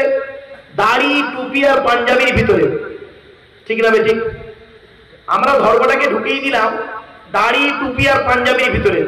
এই তিনটের মধ্যে শুধু ধর্ম নয়, এই তিনটে জিনিস আর নামাজ, এই চারটে জিনিসের মধ্যে যদি ধর্ম থাকতো তাহলে এই একটা কেতাবের আসার প্রয়োজন ছিল না। পৃথিবীতে মোট নবী এসেছেন 1,24,000, পৃথিবীতে রসুল এসেছে 313 অথবা 315 জন, আর কেতাব এসেছে পৃথিবীতে 104টা। 100টা হলো চিরকুট, সহিফা, ছোট ছোট। 100টা এসেছে কার কার উপরে? আদম নবীর উপরে এসেছে 10টা, ইব্রাহিম নবীর উপরে এসেছে 10টা, ইদ্রিস নবীর উপরে এসেছে 30টা, আর শীষ নবীর উপরে এসেছে 50টা। এই 100টা, 4টা হলো বড় বড় কেতাব। পৃথিবীর সব থেকে আকারে বড় ধর্মগ্রন্থের নাম কি জানেন? তাওরাত বলে একটি কেতাব, ইহুদিদের ধর্মগ্রন্থ তাওরাত। মুসা নবীর উপরে অবতীর্ণ হয়েছিল, 1000 পারা বা খণ্ড বিশিষ্ট। এবারে আসছি পৃথিবীর 102 নম্বর কেতাব, 102 নম্বর কেতাবের নাম কি? 102 নম্বর কেতাবের নাম হলো জবুর বলে একটা কেতাব। সুলাইমান নবীর বাপ দাউদ নবীর উপরে অবতীর্ণ হয়েছিল মানুষের সঠিক পথে চালনা করার জন্য। কেতাবটি ছিল 150 পারা বা খণ্ড, এসেছিল রমজান মাসের 12 তারিখে। তাওরাত এসেছে রমজান মাসের 6 তারিখে। এবারে ছিল পৃথিবীর 103 নম্বর কেতাবের নাম হলো ইনজিল বলে কেতাবটির নাম। কেতাবটি হলো নাসারা খ্রিস্টানদের হেদায়েতের জন্য, ওদেরকে হেদায়েতের জন্য একটা কেতাব এসেছে, সঠিক পথ চালনা করানোর জন্য একটা গাইড বুক এসেছিল, গাইডার এসেছিল। গাইড বুকটার নাম হলো ইনজিল, যেটা ছিল 27 পারা বা খণ্ড, আর গাইডারটার নাম হলো ঈসা নবী। বাস, সেটা এসছে কবে? রমজান মাসের 18 তারিখে। আর সর্বশেষে সমগ্র পৃথিবীর মানুষকে সঠিক পথে চালনা করানোর জন্য কোরআন শুধু মুসলমানদের জন্য আসে নাই। আমরা ভেবেছি কোরআন শুধু মুসলমানদের জন্য এসেছে, না, কোরআনে ওটা বলা হয়নি। কোরআন এসেছে কাদের জন্য? মানব জাতির কল্যাণের জন্য। হুদাল্লিন নাস, নাস মানে মানুষ। এখানে হিন্দু মুসলিম কোনো ডিভাইডেড নেই। হুদাল্লিন নাস, মানুষের হেদায়েতের জন্য, মানুষকে সঠিক রাস্তা বলে দেওয়ার জন্য, সরল রাস্তা বলে দেওয়ার জন্য, যে পথ অনুসরণ করলে মানুষ অশান্তি থেকে শান্তির পথে আসবে, নরক থেকে স্বর্গের পথে যাবে। তো কোরআন এসেছে 30টা পারা বিশিষ্ট মুহাম্মদ সাল্লাল্লাহু আলাইহি সাল্লামের উপরে। আর রমজান মাসে লাইলাতুল কদরের রাতে কোরআন এসেছে। এই মোট 104টা কেতাব, 104টা কেতাব, 1,24,000 নবী, 313 অথবা 315 জন রসুল। এরপরে আসছি, মসজিদ হয়েছে, কথা দু একটা বললাম মসজিদ সংক্রান্ত কিছু কথা। কোরআনের ভিতরে কি আছে? 30টা পারা, 540টা রুকু, 114টা সূরা, 14 থেকে 15 খানা সাজদা, 7টা মানজিল, 8 থেকে 12 খানা সাক্তা, 6666 আয়াত, কেউ বলেছেন 6236টা আয়াত, 3,23,215টা অক্ষর। এই কোরআন 22 বছর 9 মাস কয়েকদিন, কম বেশি 23 বছর ধরে কোন ঘটনাকে কেন্দ্র করে, কোন ব্যক্তিকে কেন্দ্র করে, কোন বস্তুকে কেন্দ্র করে, কোন জায়গাকে কেন্দ্র করে কোরআনের আয়াতগুলো নাযিল হয়েছে। 6000 আয়াত নাযিল হয়েছে, 12,000 জায়গায় নাযিল হয়েছে, এক একটা জায়গায় নয়। এরপরে আসছি কোরআনে রয়েছে 1000-এরও বেশি আয়াত হলো বিজ্ঞান ভিত্তিক, 1000-এরও বেশি আয়াত হলো বিজ্ঞান ভিত্তিক। আমরা কটা নিয়ে চলেছি, কটা নিয়ে বুঝেছি? আমরা কোরআন কিনে কোনোদিন চিন্তা ভাবনাও করিনি। পড়াশোনায় পিছিয়ে আছি তো কোরআন কিনে চিন্তা ভাবনা করবো কিভাবে? দুনিয়া করে ব্যস্ত। এজন্য আপনারা অনুরোধ করে আপনাদেরকে বলে যাচ্ছি, 24 ঘন্টায় দিন রাত তো অন্তত আপনারা 30 মিনিট বাড়িতে নিজে বসে বসে একটু কোরআনের অর্থ শুনুন, বা কোরআন কি বলছে শুনুন, কিভাবে আরবি ভাষাটা শিখবো একটু শেখা যায়। এখন মিডিয়ার মাধ্যমে কি বলবো, বিভিন্ন দিক পদ্ধতি বের হয়ে গেছে, বিভিন্ন অনলাইনের মাধ্যমে পড়াশোনা হচ্ছে, এগুলো একটু আপনারা ফলো করুন। বেকারে মোবাইল নিয়ে উল্টো পাল্টা ঘাটার থেকে এই জিনিসগুলো খুব সহজ সরল এবং খুব সুবিধা, এবং ইহকাল শান্তি, পরকালে জান্নাত। চলুন এরপরে আসছি বিশ্বনবী মুহাম্মদ সাল্লাল্লাহু আলাইহি সাল্লাম সম্পর্কে আপনাদের ধারণাটা দিয়ে দিই। বিশ্বনবী মুহাম্মদ সাল্লাল্লাহু আলাইহি সাল্লাম তিনি কোন বংশে জন্মগ্রহণ করেছেন ভাই? কুরাইশটা কে? কার নাম কুরাইশ? চলুন একটু দেখে নিন। মুহাম্মাদের বাপের নাম আব্দুল্লাহ, আব্দুল্লাহর বাপের নাম আব্দুল মুত্তালিব, আব্দুল মুত্তালিবের বাপের নাম আব্দে মান্নাফ, আব্দে মান্নাফের বাপের নাম হাশেম, হাশেমের বাপের নাম কুসাই, কুসাইয়ের বাপের নাম কিলাব, কিলাবের বাপের নাম মুররা, মুরার বাপের নাম লুআই, লুবাইয়ের বাপের নাম কাব, কাবের বাপের নাম গালিব, গালিবের বাপের নাম ফিগির, ফিগির থেকে কুরাইশ বংশ এসেছে। নবীর বাপের নাম আব্দুল্লাহ, মায়ের নাম আমিনা, দাদার নাম আব্দুল মুত্তালিব, দাদির নাম হলো নেতিলা বিনতে খব্বাব ব্রাকেটে ফতেমা, কেউ বলেছেন সামিরা। নবীর নানার নাম হলো আব্দুল ওয়াহাব জুহরি, নবীর নানির নাম হলো বারিদা বা বাররা, নবীর দুধমার নাম হলো হালিমা, নবীর দুধ বাপের নাম হলো হারেস, নবীর দুধ ভাইয়ের নাম আব্দুল্লাহ, নবীর বাপের নাম আব্দুল্লাহ, নবীর দুধ ভাইয়ের নাম আব্দুল্লাহ। দুজন এক করে ফেলবেন না। নবীর জন্ম 570 খ্রিস্টাব্দে। ইংরেজি কি মাস ছিল? 29শে আগস্ট। আরবি মাস ছিল রবিউল আউয়াল মাস। 12 তারিখ মতান্তরে 9 তারিখ সোমবার 16 সাদেকের সময় আরবের মক্কা নগরী কুরাইশ বংশে নবীর জন্ম। নবীর বাপেরা হলো 10 ভাই, নবীর মায়েরা হলো 19 বোন। নবীর 9টা চাচা, 18টা খালা, 6টা ফুফু, 7টা ছেলে মেয়ে। চলো, নবীর 9টা চাচার নাম কি? বড় চাচার নাম হারেস, জুবায়ের, মুকাইম, ফাইদা, জাইদা, আবুল আহাব, হামজা, আব্বাস, আবু তালেব। নবীর বাপ হলো আব্দুল্লাহ। নবীর 7টা ছেলে মেয়ে, 3টে পুত্র সন্তান। 3টে পুত্র সন্তানের নাম কি? বড় ছেলেটার নাম হলো কাসেম, তারপরে ছেলেটার নাম হলো তাহের বা তৈয়ব, ছোট ছেলেটার নাম হলো ইব্রাহিম। 4টে কন্যা সন্তানের নাম কি? বড় মেয়েটার নাম হলো জাইনাব, রুকাইয়া, উম্মে কুলসুম। ছোট মেয়েটার নাম হলো ফাতেমা, যার সঙ্গে নবীজি হযরত আলীর বিবাহ দিয়েছিলেন। এখানে একটি প্রশ্ন, তার উত্তর কি?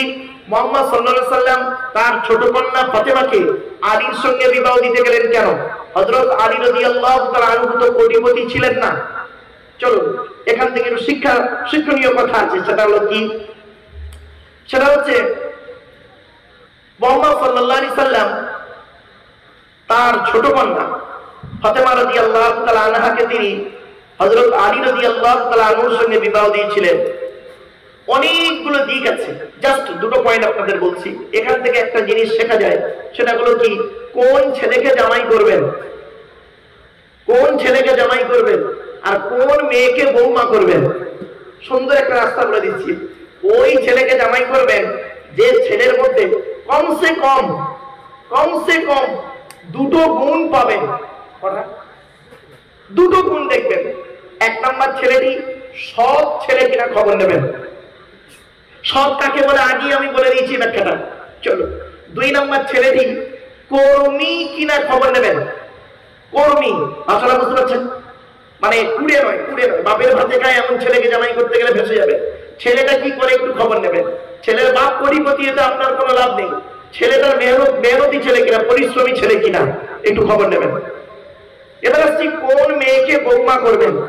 যে মেয়ের মধ্যে কমসে কম 6টা গুণ পাবেন, আপনাদেরকে আমি বলে যাচ্ছি, এগুলো একটু ফলো করবেন, মানে ব্যবহার করবেন এবং আমল করার চেষ্টা করবেন, আপনি কোনোদিন ঠকবেন না ইনশাআল্লাহ। কোন মেয়েকে বৌমা করবেন, যে মেয়ের মধ্যে 6টা গুণ পাবেন।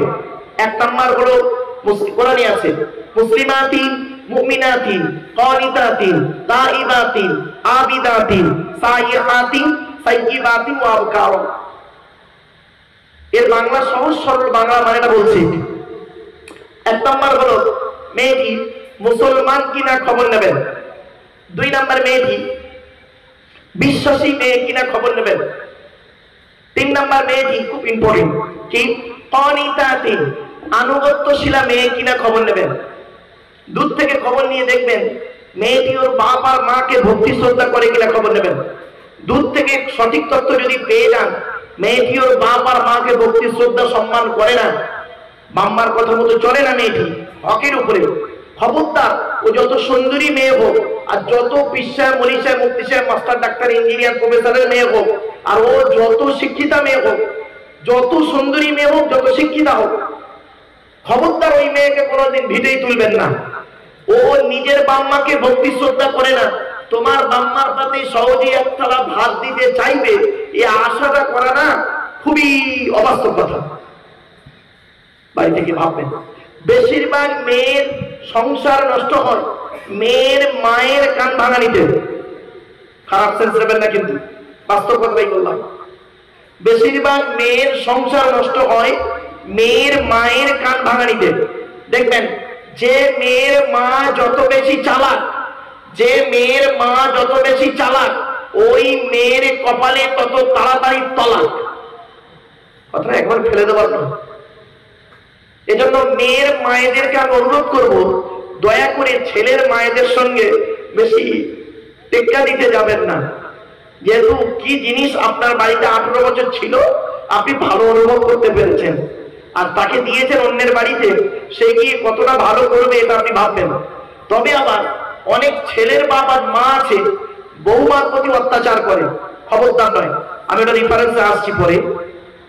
এজন্য বিশ্বনবী মুহাম্মদ সাল্লাল্লাহু আলাইহি ওয়াসাল্লাম বলেছেন 3 ব্যক্তির দোয়া আল্লাহর দরবারে কবুল হয়, কোনো মিস যায় না। 1 নাম্বার হলো দাওয়াতুল মাজলুম, অত্যাচারকৃত মানুষের দোয়া। কোন স্বামী যদি তার স্ত্রীর উপরে অন্যায়ভাবে অত্যাচার করে, আর স্ত্রী যদি স্বামীর উপরে অন্যায়ভাবে অত্যাচার করে, উভয় যদি আল্লাহকে বলে আল্লাহ আমি অন্যায় করিনি, আমার স্বামী আমার উপরে নির্মমভাবে অত্যাচার করছে, আল্লাহর তরফ থেকে গজব পড়বে, বলতে আর হবে না। অনেক শাশুড়ি আছে দেখবেন নিজের মেয়েকে খাইয়ে নিয়ে ঘরের ভেতরে বললো, বৌমা পরের মেয়ে খেয়েছে কিনা খবর নিল না। শাশুড়ি মায়েদেরকে বলছি, আপনি বৌমা পরের মেয়েকে যদি আপন করতে না পারেন, আল্লাহ আপনারা মেয়ে দিয়েছে, লোকের বাড়ি বৌমা হয়ে যাবে, আল্লাহর তরফ থেকে গজব পড়বে, বলতে আর হবে না। অনেক ননদ আছে দেখবেন ভাইয়ের কানে কামড়াচ্ছে যাতে ভাই ভাবিকে মারে, এই ধান্দা করে। যুবতী বলাদের বলে যাচ্ছি, ঘুটে পড়ে গোবর হাসে, ঘুটে বলে তোর একদিন আছে। তুমি ভাবি পরের মেয়েকে যদি আপন করতে না পারো, তোমাকে একদিন লোকের বাড়ি ভাবি হয়ে যেতে হবে, আল্লাহর তরফ থেকে গজব পড়বে, বলতে আর হবে না। অনেক বৌমা আছে দেখবেন ডেঞ্জার, স্বামীর ইনকাম বেশি, স্বামীটাকে নিয়ে ছেলেটাকে মেয়েটাকে নিয়ে গেলে আলাদা খাবার ধান্দা করে। একই দিয়ালের এপারে স্বামী স্ত্রী ছেলে মেয়েকে নিয়ে মুরগির গোস্ত দিয়ে ভাত খাচ্ছে, আর দিয়ালের ওপারে শ্বশুর শাশুড়ি বুড়ো বুড়ি আলু ভর্তা ডাল খাচ্ছে। ওই বৌমার একটু বিবেকে বাঁধলো না, আজকে যদি আমার বাম্মা যদি দিয়ালের ওপারে থাকতো, আমি গোপনে 1 পেয়ালা তরকারি দিয়ে আসতাম। এ বৌমা, তুমি মুফতি সাহেবের মেয়ে হও, হাজি সাহেবের মেয়ে হও, তোমার মতো বৌমাও যদি, মানে কি বলবো, তোমার মতো বৌমাও যদি ইয়ে করতে না পারো, কি বলে আপনার নিজের শ্বশুর শাশুড়িকে পিতামাতার মতো ভক্তি শ্রদ্ধা করতে না পারো, তোমার মতো বৌমাও হলো জাহান্নামী। ইসলাম কোনোদিন এক পেশে কথা বলে না, মনে রাখবেন। এরপর আসছি রাসূলুল্লাহ বললেন ওয়াদাওয়াতুল মুসাফিরি, মুসাফিরের দোয়া আল্লাহর দরবারে কবুল হয়ে যায়, কোনো মিস যায় না। 3 নাম্বার হলো ওয়াদাওয়াতুল ওয়ালিদি আলা ওয়ালাদিহি, কোন বাপ আর মা যদি নিজের কলিজার টুকরা সন্তানের জন্য দোয়া চেয়ে যায় বিদ্যুতের থেকে দ্রুত গতিতে, বাম্মার দোয়াটা আল্লাহর দরবারে কবুল হয়ে যায়। অবাক লাগে। সেজন্য আপনাদেরকে আমি কয়েকগুলো কথা বলে যাচ্ছি, একটু মাথায় রাখুন। নারী জাতির পৃথিবীতে শত্রু হলো 2টো। এই পৃথিবীতে নারী জাতির চরম শত্রু পৃথিবীতে মাত্র দুজন। কে কে জানেন? এক নাম্বার হলো সতীন। সতীন হলো নারী জাতির চরম শত্রু। তো কিরকম শত্রু দেখবেন, নারী জাতির চিন্তা ভাবনা একটু দেখুন। নারী জাতির শত্রু সতীন কিরকম দেখুন। স্বামী মরে যায় যাক, স্বামী মরে যায় যাক, সতীন তো বিধবা হলো, ও যে নিজেই বিধবা হয়ে গেছে ওর খেয়াল নেই। আর নারী জাতির আর একটা শত্রুর নাম শুনে রাগ করবেন না কেউ, সেই শত্রুটার নাম হলো ননদ। ননদ ননদ। এজন্য আপনাদেরকে আমি বলে যাচ্ছি, আপনি আপনার বোনকে যখন ছোলা চিনি দেবেন, টাকা পয়সা দেবেন, জামা কাপড় দেবেন, স্ত্রীকে না জানিয়ে দেওয়াটাই উত্তম। স্ত্রীকে জানিয়ে দেওয়ার দরকার নেই। আপনি নিজের স্ত্রীকে না জানিয়ে বোনকে দেবেন, এটা আল্লাহ খুশি হবে। স্ত্রীকে না জানিয়ে দেওয়াটাই উত্তম।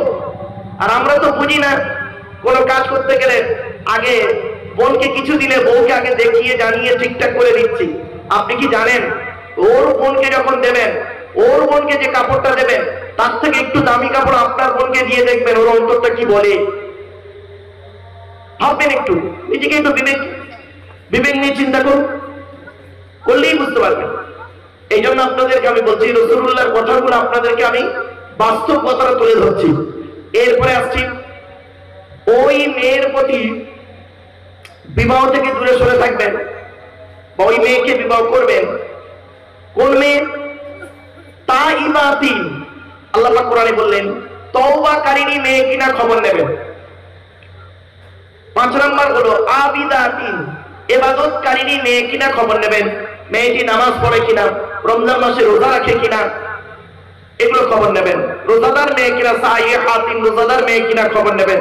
মেয়েটার চরিত্রটা ঠিক আছে কিনা খবর নেবেন। একটা জিনিস কি জানেন, আমরা মেয়ে দেখতে গেলে মেয়েটার আদ্যপান্ত ভালো করে আমরা জেনে নিই, ঠিক না? কিন্তু ছেলের আদ্যপান্ত আমরা খবর নেই না। ছেলেটা কি করে, কত টাকার মালিক, ব্যবসা বাণিজ্য কেমন চলছে, ব্যাস এইটুকুই দেখি। এটাও দেখবেন ছেলেটারও আদ্যপান্ত জানার দরকার আছে। কেন? বর্তমান সময়ে ছেলে মেয়ের উভয়ের আদ্যপান্ত না জেনে বিবাহ দিতে যাবেন না, সুখের সংসার হবে না। আপনি আপনার মেয়েকে বিয়ে দেবেন হাজী সাহেবের ছেলে দেখে, দেখা যাবে আপনি হাজী সাহেবের ছেলেকে জামাই করেছেন, আপনার মেয়ে হলো তার 4 নাম্বার ব্যক্তি। রাগ করবেন না, এজন্য আপনাদেরকে আমি অনুরোধ করছি একটু যাচাই বাছাই করবেন। এই জন্য ইসলামে বলা আছে বিবাহ দিতে গেলে এগুলো একটু দেখে নাও। এরপরে আসছি, মুহাম্মদ সাল্লাল্লাহু আলাইহি সাল্লাম তিনি একদিন সাহাবীদেরকে বলছেন যে তোমরা পৃথিবীতে যে কদিন বেঁচে আছো, মৃত্যু তো আমাদের হবেই হবে, তো যে কদিন তোমরা বেঁচে আছো এই চলার জীবনে তোমাদের বাড়িতে কে কে আছে? তা বলছে আমাদের পিতা মাতা ইত্যাদি। বলছে নারীদের মধ্যে কয় শ্রেণীর নারী আছে?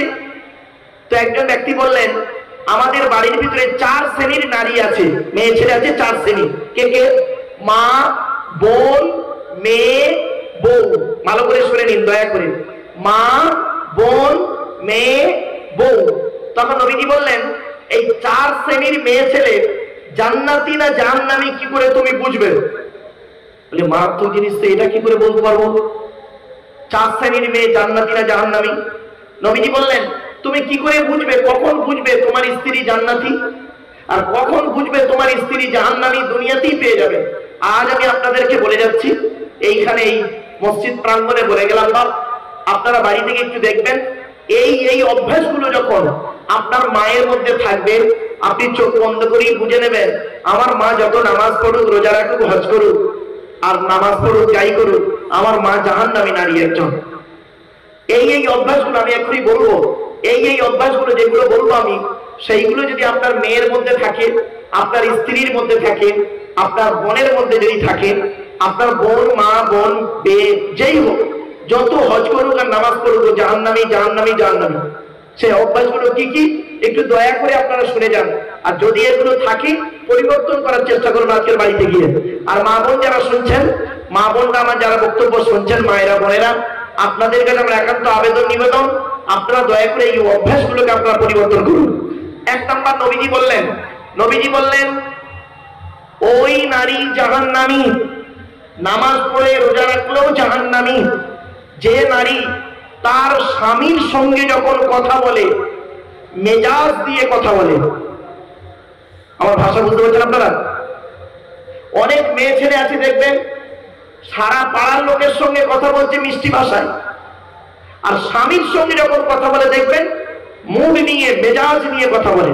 দেখতে পারোনি, খেতে পারোনি, এই সমস্ত ভাষা মেজাজ নিয়ে কথা বলে।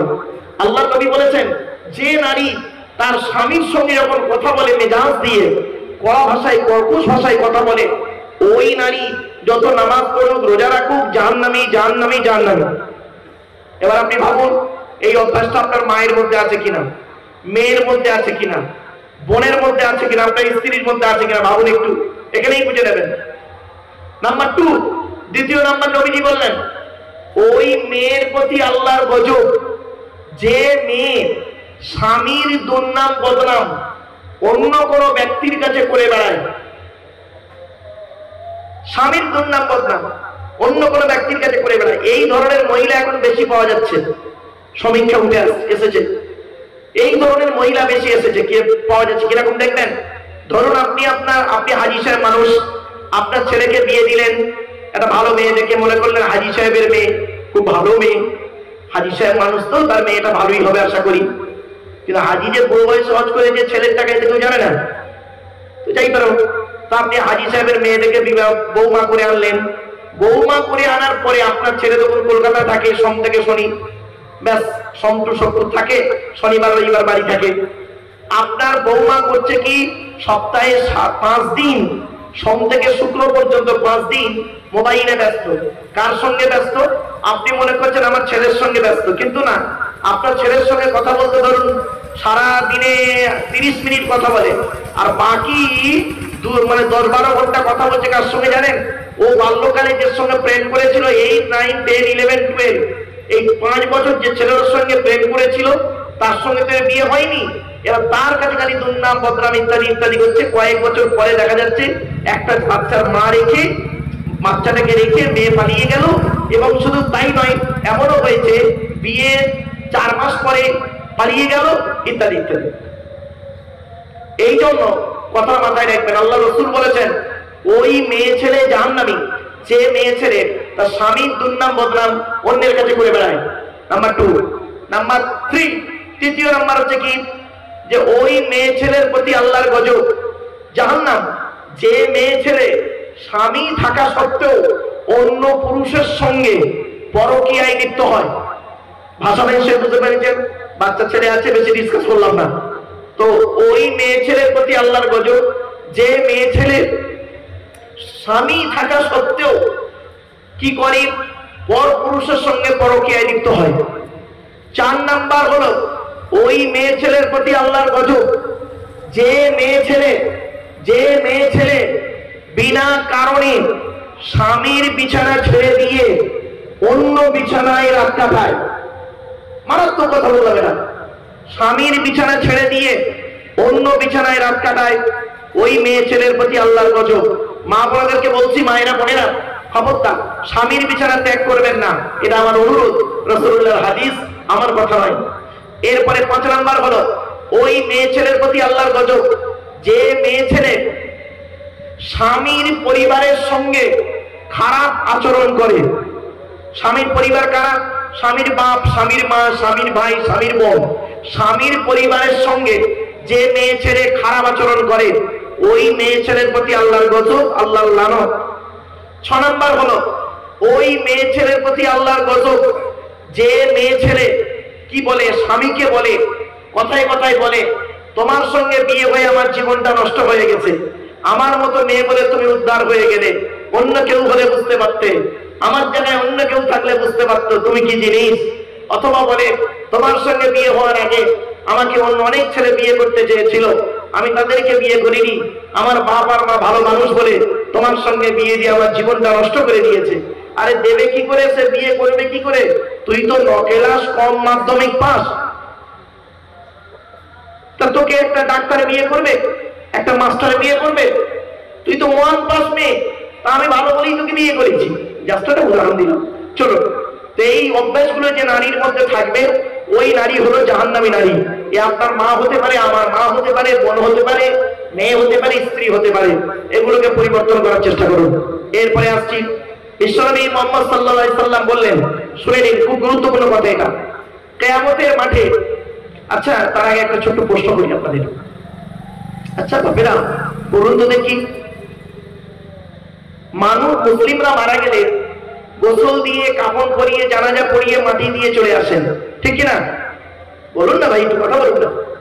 আচ্ছা, মাটি দেওয়ার পরে কোনদিন কোন বক্তা আপনাদেরকে বলেছেন কি, ইসলামিক বক্তা কোনদিন বলেছেন যে কবরে গেলে সকলে জানেন তিনটে প্রশ্ন হবে, মান রব্বুকা, তোর রব কে, মান নবিয়ুকা, তোর নবী কে, মা দীনুকা, তোর দিন কি? এই তিনটে প্রশ্ন হবে। কোনদিন কেউ বলেছেন কি আরেকটা প্রশ্ন হবে, মা সিলসিলাতুকা, তো সিলসিলা কি, তাবলীগ না ফুরফুরা না বেরেলি না ওয়াহাবি?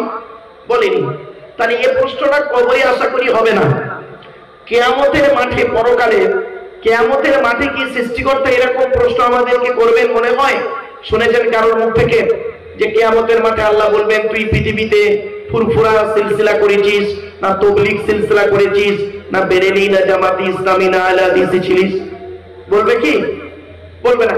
তাহলে কবরে যে প্রশ্ন হবে না, কিয়ামতের মাঠে যে প্রশ্ন হবে না, তা সেই প্রশ্ন নিয়ে পৃথিবীতে কয়েকদিন তো বাঁচবেন, 60-70 বছর, তাও আবার 15-20 বছর চলে গেছে, আর নামাজ ধরেছেন তো 40 বছর বয়সে, তা হয়েই গেছে তো অনেকদিন। তাই এইগুলো নিয়ে পৃথিবীতে ঝগড়া মারামারি করেন কেন নিজেদের মধ্যে? এটা আমার একটা প্রশ্ন রইল সমাজের কাছে, সমাজের বক্তাদের কাছে। এজন্য আমি চেষ্টা করি এই সমস্ত আলোচনাগুলো থেকে একটু এড়িয়ে যেতে। চলো, কবরে যে প্রশ্ন হবে, কিয়ামতের মাঠে যে প্রশ্ন হবে, সেই প্রশ্ন নিয়ে একটু আলোচনা করি। চলো, কিয়ামতের মাঠে দুই দিকের প্রশ্ন হবে, দুই দিকের, শুনে নিন, দুই দিকের প্রশ্ন হবে। প্রথম দিকের প্রশ্ন হবে আল্লাহর তরফ থেকে, আল্লাহর তরফ থেকে প্রশ্ন হবে কি? আল্লাহর তরফের প্রশ্ন। আর দ্বিতীয় নম্বর হচ্ছে বান্দার তরফের প্রশ্ন। আল্লাহর তরফের প্রশ্নে আমরা প্রত্যেকে কম বেশি আল্লাহ ইচ্ছা করলে আমরা পাশ করে যেতে পারি, আল্লাহর দয়া যদি থাকে। চলুন, কি কি প্রশ্ন হবে আল্লাহর তরফের প্রশ্ন, দেখি উত্তরটা আপনারা দেন। আল্লাহ প্রথম প্রশ্ন করবেন, এই পৃথিবীতে যতদিন বেঁচে ছিলিস আমাকে 100% বিশ্বাস করেছিলিস, ঈমান এনেছিলিস? তা আমরা উত্তর দেব কি? হ্যাঁ আল্লাহ, আমরা আপনাকে বিশ্বাস করেছিলাম। দ্বিতীয় প্রশ্ন হবে, 5 ওয়াক্ত নামাজ পড়েছিলিস? তা আমরা উত্তর দেব কি? আল্লাহ, মাঝে মাঝে পড়েছি, মাঝে মাঝে পড়েনি, ইত্যাদি। আপনি দয়ালু, দয়াবান, আজকের এই কঠিন দিনে যদি আপনার দয়া হয় আমাদের উপরে, যে মাফ করেন তো মাফ, নইলে বিপদের শেষ নেই। ব্যাস। তৃতীয় প্রশ্ন হবে, রোজা রেখেছিলিস? তা আপনি আমি উত্তর দেব কি? মাঝে মাঝে রেখেছি, মাঝে মাঝে রাখিনি, তবে এই রোজা না রাখলেও ইফতার করতে কোনোদিন দ্বিধাবোধ করিনি। রাখবেন না, ইফতার করেছি, রোজা করি, বাড়িতে কি আছে? যাই হোক, তো আপনি আজকে দয়ালু, দয়াবান, আজকে যদি মাফ না করে আমার কোনো রাস্তাই নেই। আল্লাহ বলবেন, মনে আছে পৃথিবীতে কার পাল্লায় পড়ে রোজা রাখিসনি? কেন রোজা রাখিসনি তুই? কেন নামাজ পড়িসনি বল? তখন আমরা কি বলবো? আল্লাহ, স্ত্রী ছেলে মেয়ের মুখে অন্ন জোগানোর জন্য, স্ত্রী ছেলে মেয়ের মুখে অন্ন জোগানোর জন্য আমি রোজা রাখতে পারিনি, নামাজ পড়তেও পারিনি। আল্লাহ বলে, আজকের এই কঠিন দিনে তোর স্ত্রী ছেলে মেয়ে কোথায় গেল? তারা কই? তখন আমরা নিজেই বলবো কেউ নেই। আল্লাহ বলে, তো চিনতে পারেন আজকে কেউ না? না, আল্লাহ কোরআনে বলছেন, ইয়াউমা ইয়াফিরুল মারউ মিন আখিহি ওয়া উম্মিহি ওয়া আবিহি ওয়া সাহিবাতিহি ওয়া বানিহি। সেই দিনের ভয় তোমরা করো যেদিন তোমার বাপ তোমার থেকে সরে চলে যাবে, মা সরে চলে যাবে, ভাই বোন সরে যাবে, স্ত্রী ছেলে মেয়ে চলে যাবে, কেউ তোমার আপন হবে না। তোমার নিজের জবাব নিজেকেই দিতে হবে। অতএব আমি আপনাদেরকে অনুরোধ করে বলে যাচ্ছি, সংসার ধর্ম করতে হবে, এটাও ইবাদত। মনে রাখবেন, ছেলে মেয়েকে লেখাপড়া শেখানো, ছেলে মেয়ের দায়িত্ব পালন করাটাও ইবাদত, স্ত্রীর হক আদায় করাটাও ইবাদত, নামাজ পড়াটাও ইবাদত, রোজা রাখাটাও ইবাদত, ব্যবসা করাটাও ইবাদত। আমরা ইবাদত মানে এটাই বুঝেছি যে নামাজ পড়া, রোজা রাখা ইবাদত, আর বাকি সব ইবাদত নয়। ভুল কথা। ইবাদত কাকে বলে একটু দেখে নিই, চলুন। ইবাদত কাকে বলে ভালো করে শুনে নিন বাপেরা, আজকের এই জিনিসটা শুনে নিয়ে এইটা বুঝে নিন। বুঝে নেওয়ার পরে যতদিন বাঁচবেন নিজেরাই বলবেন, এই এটা ইবাদত, এটা ইবাদত নয়। কি? শুনে নিন। যে কাজের শুরু হবে আল্লাহর নাম, শেষ হবে আল্লাহর নামে, শুরু হবে আল্লাহর নামে, শেষ হবে আল্লাহর নামে, নবীর তরিকায় কাজটা হবে। মুহাম্মদ সাল্লাল্লাহু আলাইহি ওয়াসাল্লাম যেভাবে কাজটা করেছেন ওই পদ্ধতিতে আমাদের কাজটা সম্পূর্ণ করতে হবে। টোটাল কাজটা ইবাদত বলে গণ্য হবে। আবার বলছি, শুনে নিন, যে কাজের শুরু হবে আল্লাহর নাম, শেষ হবে আল্লাহর নাম, নবীর পদ্ধতিতে কাজটা হবে, টোটাল কাজটা ইবাদত বলে গণ্য হবে। এবার উদাহরণগুলো নিয়ে নিন। খাওয়াটা ইবাদত, ঘুমানোটা ইবাদত, এই জলসায় বসাটা ইবাদত, ব্যবসা করাটাও ইবাদত। কিরকম হচ্ছে চলুন দেখি। খাওয়াটা ইবাদত কিভাবে? খাবার শুরু হবে আল্লাহর নাম, খাবার শেষ হবে আল্লাহর নাম, নবীর তরিকায় খেতে হবে, নবীজি যেভাবে খেয়েছেন। চলুন দেখি মুহাম্মদ সাল্লাল্লাহু আলাইহি ওয়াসাল্লাম কিভাবে ভাত খেয়েছেন একটু দেখে নিন। মুহাম্মদ সাল্লাল্লাহু আলাইহি ওয়াসাল্লাম বলেছেন খাবার আগে হাত ধোবে, খাবার আগে দস্তরখানা বিছাবে, খাবার আগে লবণ বা পানি গালে দেবে, খাবার আগে দোয়া বলবে, খাবার আগে 3 আঙ্গুলে খাবার তুলবে। নবীজি 5 আঙ্গুলে গালে দিতেন, ভালো করে চিবিয়ে হজম করে বের করতে হবে। খাবার হয়ে মাঝে যদি পানির পিপাসা পায়, ঢকঢক করে পানি পান করো না, 3 ঢোকে পানি পান করবে। খাওয়া হয়ে গেল, আঙুলটাকে ভালো করে চাটবে, আঙুলটাকে ভালো করে চাটবে। আঙুল চাটার মধ্যে বিজ্ঞান আছে, একদম মেডিকেল সায়েন্স গবেষণা করে অনেক তথ্য বের করেছে এই খাবার সাথে আঙুল চাটা চলে। এরপরে বলা হয়েছে খাওয়া হয়ে গেলে যে প্লেটটায় খাবে, প্লেটটাকে ভালো করে চেটে খাবে, পরিষ্কার করে খাবে। মুহাম্মদ সাল্লাল্লাহু আলাইহি ওয়াসাল্লামের স্ত্রী আম্মা আয়েশা বর্ণনা করছেন 1000টা প্লেট যদি আমার সামনে দেওয়া হয়, আল্লাহ রাসূল যে প্লেটে খেয়েছেন ওই প্লেটটাকে আমি আগেই বুঝতে পারতাম আল্লাহর নবীর প্লেটটা অত্যন্ত পরিষ্কার থাকতো। জোরে বলুন সুবহানাল্লাহ। কি আশ্চর্য! আর আপনি বাড়িতে খেলেন, আপনি প্লেটটাকে চেটে খেলেন না। মনে রাখবেন আল্লাহ নবী বলেছেন মান আহাব্বা সুন্নতি ফাকাদ আহাব্বানি ওয়া মান আহাব্বানি কানা মাই ফিল জান্নাহ। আল্লাহ নবী বলেছেন আখিরি জামানায় যদি কোনো ব্যক্তি আমার একটা সুন্নত, একটা পদ্ধতি, একটা নিয়মকে যদি মেনে চলে আর ওর উপরেই যদি মারা যায়, ওই নিয়মটা মানা অবস্থায় যদি মারা যায়, ওর ওসিলায় কিয়ামতের মানে জান্নাত পাবে। আপনি একটা নিয়ম মানুন মুহাম্মদ সাল্লাল্লাহু আলাইহি ওয়াসাল্লামের। খাওয়া হয়ে গেল, বাসনটাকে চেটে খাবেন। এবার খাওয়াটা কতটা পরিমাণ খাবেন? নবীজি বলেছেন পেটটাকে 3টে ভাগে ভাগ করবে। প্রথম ভাগটা খাবার দিয়ে ভর্তি করবে, দ্বিতীয় ভাগটা পানি দিয়ে ভর্তি করবে, তৃতীয় ভাগটা ফুল ফাঁকা রাখবে, হজমের উপকার হবে। ব্যাস। আর এই চাচা নবী ভক্ত বেবাড়িতে দাওয়াত খেতে গেছে, পেটটাকে 3টে ভাগে ভাগ করেছে। প্রথম ভাগটা লুচি মিষ্টি ঢুকিয়ে ভর্তি করেছে, দ্বিতীয় ভাগটা বিরিয়ানি ঢুকিয়ে ভর্তি করেছে, আর তৃতীয় ভাগটা দই মিষ্টি থামস আপ চাটনি পাঁপড় সালাড। আর জায়গা নেই চাচার পেটে, চেপে চেপে চেপে চেপে পান মশলা রাস্তার উপরে বমি করে দিয়েছে। এই বেবাড়িতে গেলে একটা লোক 70 পিস রসগোল্লা খেয়েছে। মানুষের বাচ্চারা কুমিরের বাচ্চা, খবরদার মিষ্টি খাবার সুন্নত বলে, মিষ্টি খাবার সুন্নত বলে এই 70 পিস। অবাক লাগে কি জানেন, আমি এটা মানে ঠিকই কথা, কিন্তু মনটা শুনতে হাসি লাগে। 20 পিস রসগোল্লা খেলো হুজুর, 20 পিস রসগোল্লা খেয়ে হুজুর লাস্টে একটু চা খাবে, বলছে চায়ে চিনি দিও না, সুগার।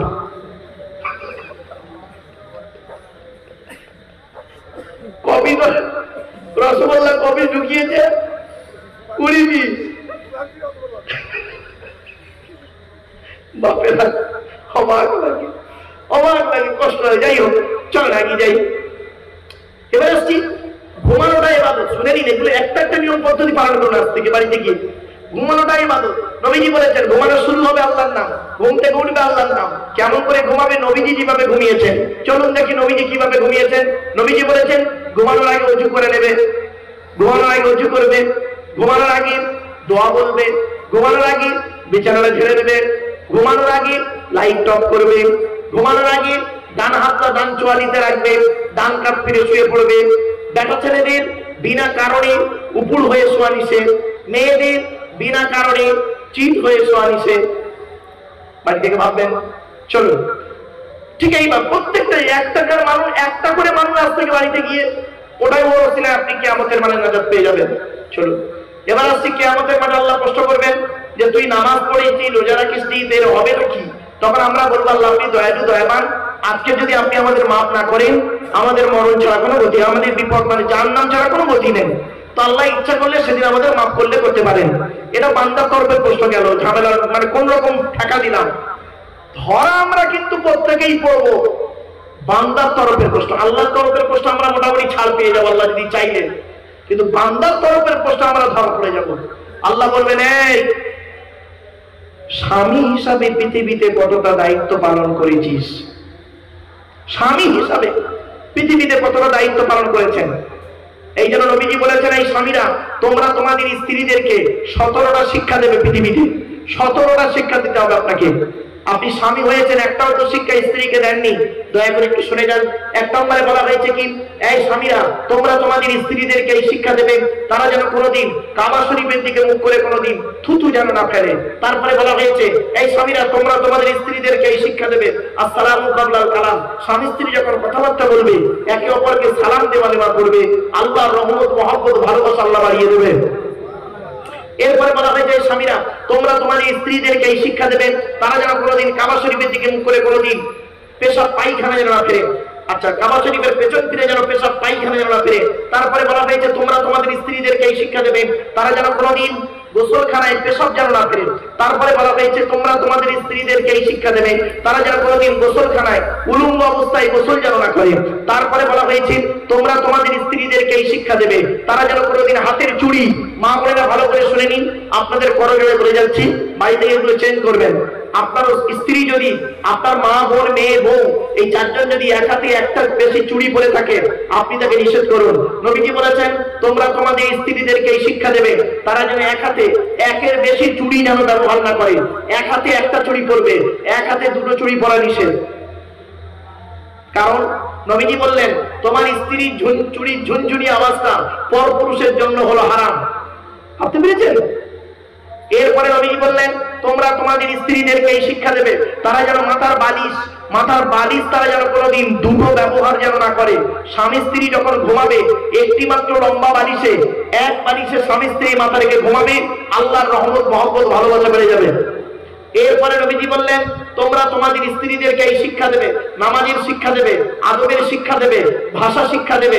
তোমরা যেমন খাবে স্ত্রীদের তেমন খাওয়াবে, তোমরা যেমন পড়বে স্ত্রীদের তেমন পড়াবে।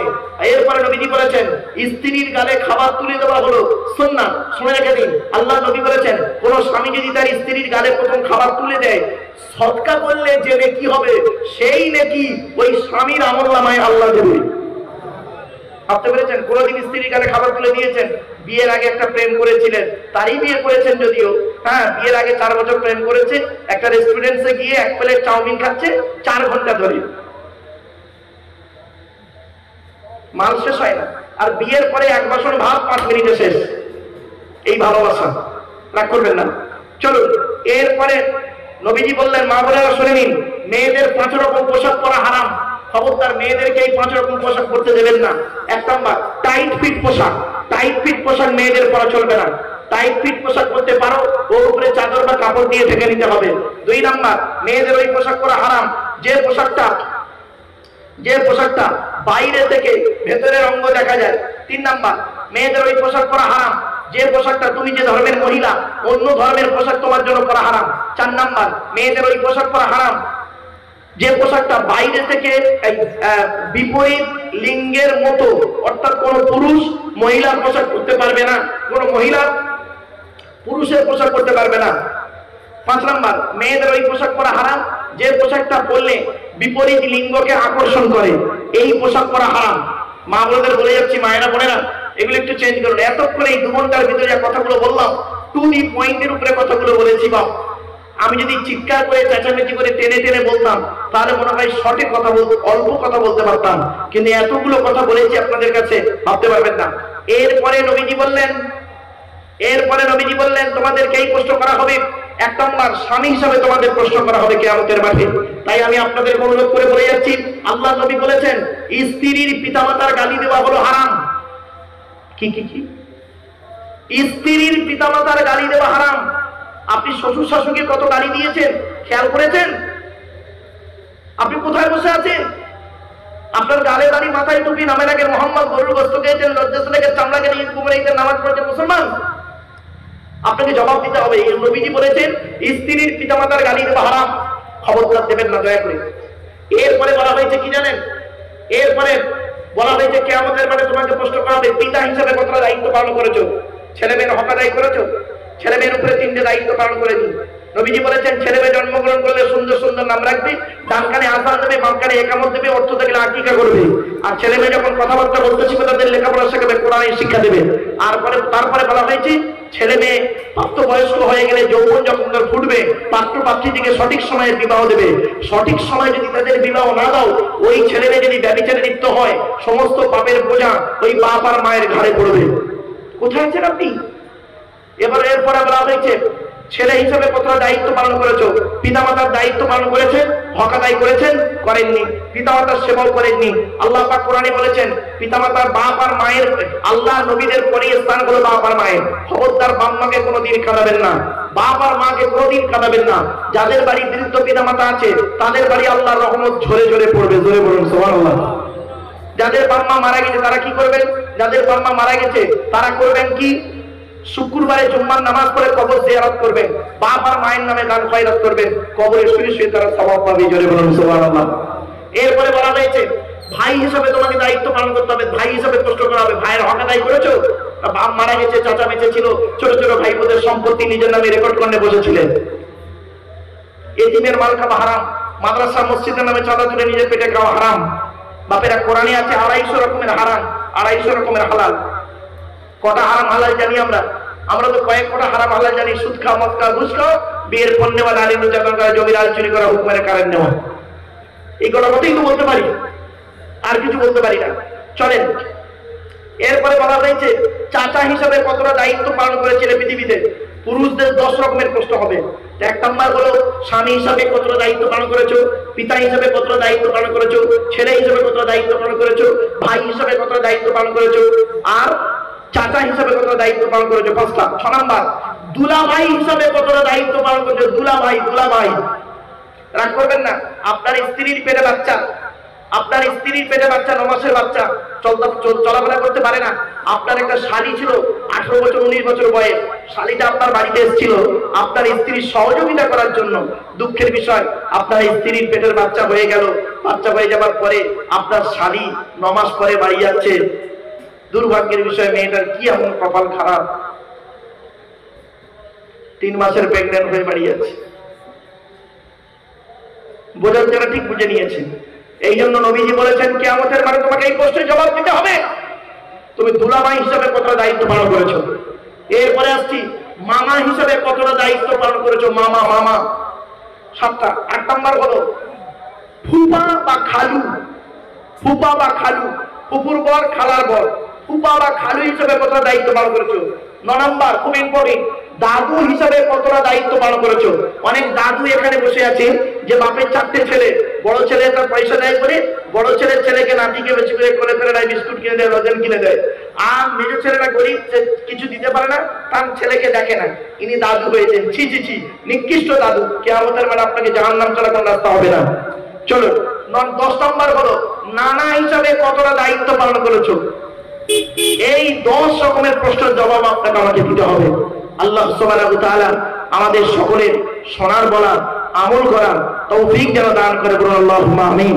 আসুন একটু নবীর সামনে দাঁড়িয়ে বাবা সালাত ও সালাম পাঠ করবে। ইয়া নবী,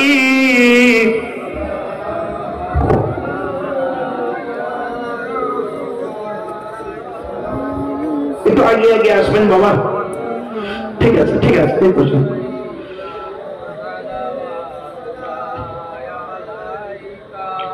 দয়াময় আল্লাহ যিনি কি নিয়ামত পাঠালেন তিনি, চিনিল না মক্কাবাসিনী, চিনিল বনের হরিণী। ইয়া নবী সালামুন আলাইকা, ইয়া রাসূল সালামুন আলাইকা, ইয়া হাবিব সালামুন আলাইকা, সালাম তুল্লাহ ইয়া নবী সালাম লাউ আমাদ ইয়া রাসূল সালাম লাউ সাবার ইয়া হাবিব সালাম লাউ ইজালসার আমরা জিব নাদান গুনাহগার ইয়া নবী সালামুন আলাইকা ইয়া রাসূল সালামুন আলাইকা ইয়া হাবিব সালামুন আলাইকা সালাওয়াতুল্লাহ আলাইকা। সকলে বসে যান। ইয়া রাব্বি সাল্লি সাল্লিম দাইমান আবাদা আলা নবিয়্যিকা খায়রুল কুল্লি হামিদ বেজার মাই দরুদ ও সালাম দরগুজি দর নবী পারত নামদাম। সকলে বিসমিল্লাহ সূরা ফাতিহা শরীফ একবার, তিনবার সূরা ইখলাস কুল আল্লাহ বেজোর সঙ্গে কয়েকবার দরুদ শরীফ পড়ো। বাড়ির মা বোনেরা সকলে মুনাজাতে শামিল হবেন।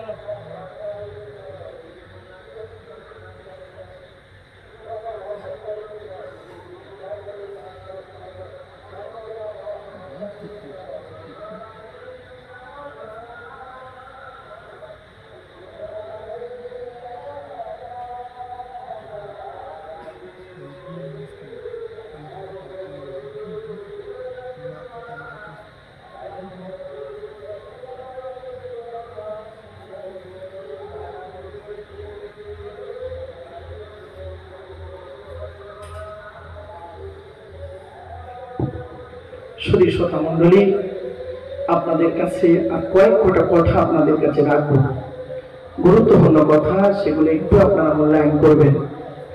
মনে রাখবেন, চোখ দুটো বন্ধ হয়ে গেলে আমাদের সব শেষ। পৃথিবী যাই করি না তাই করি, কিছুই আমাদের থাকবে না।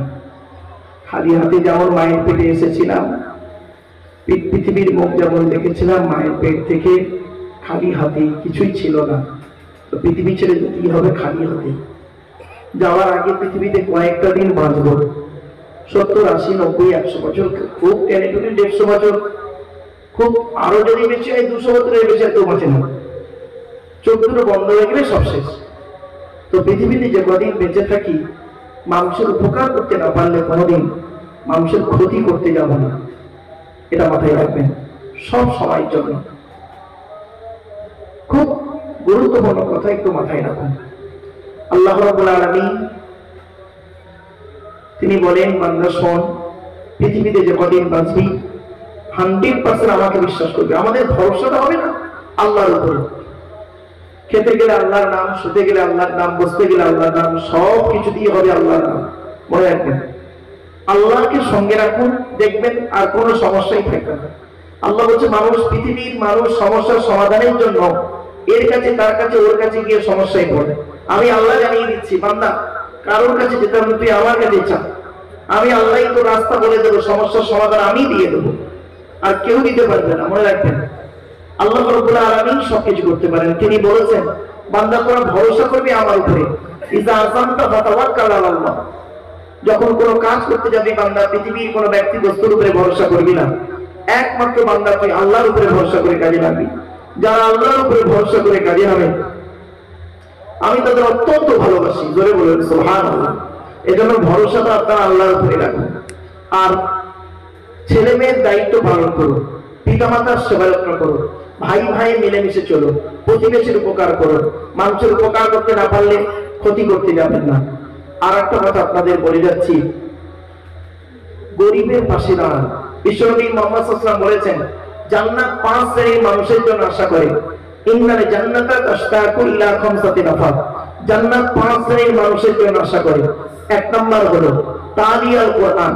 প্রত্যহ কোরআন তেলাওয়াতকারী মানুষের জন্য জান্নাত আশা করে। জোরে বলুন সুবহানাল্লাহ। 2 নম্বর হলো ওয়া হাফিজিল লিসান। এই জবানকে হেফাজতকারী মানুষের জন্য জান্নাত আশা করে। 3 নম্বর হলো অমুত ইমিল জিআন। ক্ষুধার্তকে খাদ্য দানকারী মানুষের জন্য জান্নাত আশা করে। 4 নম্বর অমুসিল ওরিয়ান। বস্ত্রহীনকে বস্ত্র দানকারী মানুষের জন্য জান্নাত আশা করে। আপনি গরিবের কাপড় দান করুন, গরিবকে খাবার দান করুন। আপনি গরিবকে খাওয়ান। আপনার বাপ মারা গেছে, মা মারা গেছে, বাপের নামে একটা ফকির, মায়ের নামে একটা ফকির, যদি আপনি খাওয়াতে পারেন, প্রতি সপ্তাহে খাওয়াবেন, কি আছে, মাসে একদিন খাওয়াবেন। আল্লাহ রাসূল বলছেন, অমতি মিলিছি আম। ক্ষুধার্তকে খাদ্যদানকারী মানুষের জন্য জান্নাত আশা করে। 4 নাম্বার হলো অমকসেল ওরিয়ান। বস্ত্রহীনকে বস্ত্র দানকারী মানুষের জন্য জান্নাত আশা করে। 5 নাম্বার হলো ওমান সাল্লা আলা হাবিবির রহমান। যে ব্যক্তি নবীর উপরে বেশি বেশি করে দরুদ পাঠ করে, ওই ব্যক্তির জন্য জান্নাত আশা করে। জোরে বলুন সুবহানাল্লাহ। তো আমার বাপেরা মনে রাখবেন এই কথাগুলি। নামাজ পড়ুন, নামাজ কারোর জন্য মাপ নাই। রোজা রাখুন, রোজা কারোর জন্য মাপ নাই, বিশেষ ব্যক্তি বিশেষ কারণ ছাড়া। আর কুদরতে আজিম তার কে বুঝিতে পারে, অজ্ঞান হইবে জ্ঞানী ধ্যান যদি করে। বেওফাই দুনিয়া কেন ভোলা মন, দিবানিশি করো তুমি খোদাকে স্মরণ। গোনাকে ডুবিয়া গেলি ওরে বেশরম, কিয়ামতের দিন তুই করিলি গমন। পানি পানি করে তুমি পরে খাবে কাফি, ওরে সারি তাড়াতাড়ি দেবে তারা চাবি।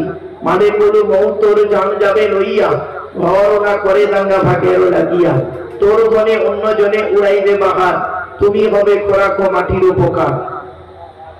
সাথে সাথে সামনে আসছে কুরবানি।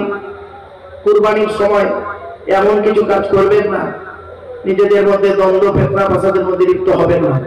উত্তম কুরবানি হলো নিজের কুরবানি নিজে করা।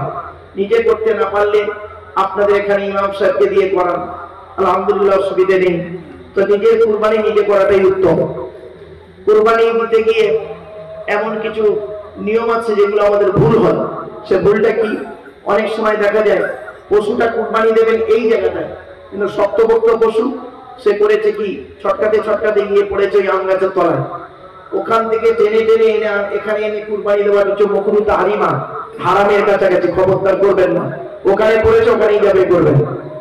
এরপরে আসছি কুরবানি যখন জবে হয়ে যায়, জবে হয়ে যাওয়ার পরে কি করে দেখবেন, তাড়াতাড়ি করে পায়ের শিরা কেটে দেয়।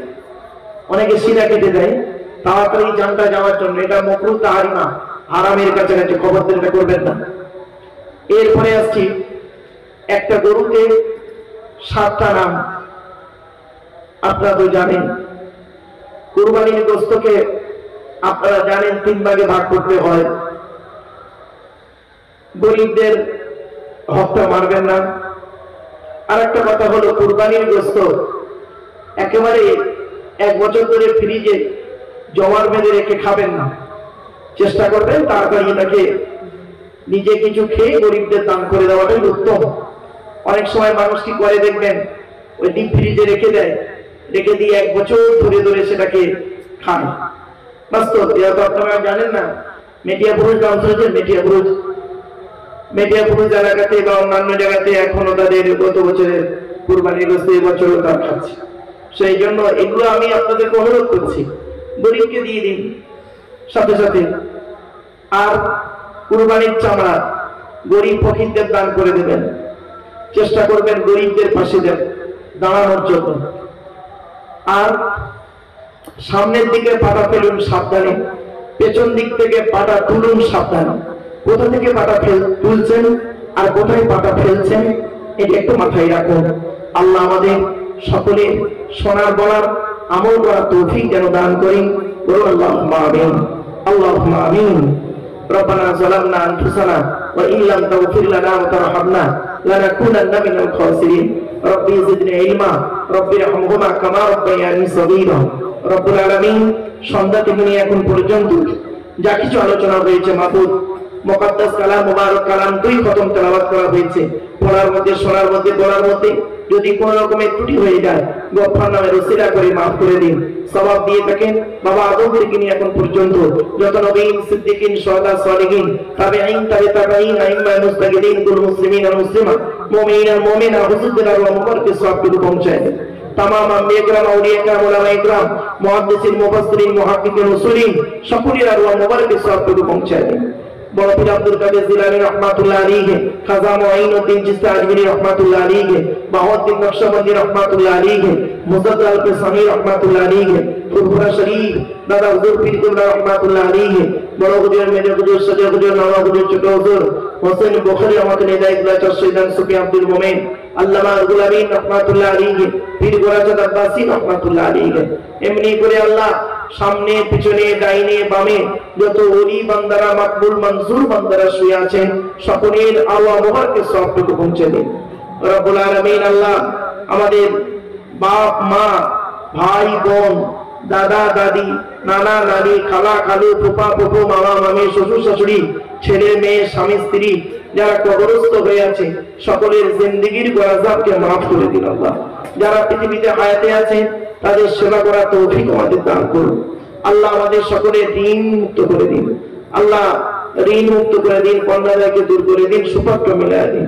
চার সমাজ রুজি রোজগার ব্যবসা বাণিজ্য কারবারে বরকত দান করুন। রব্বুল আলামিন হালালকে গ্রহণ করা হারামকে বর্জন করার তৌফিক দান করুন।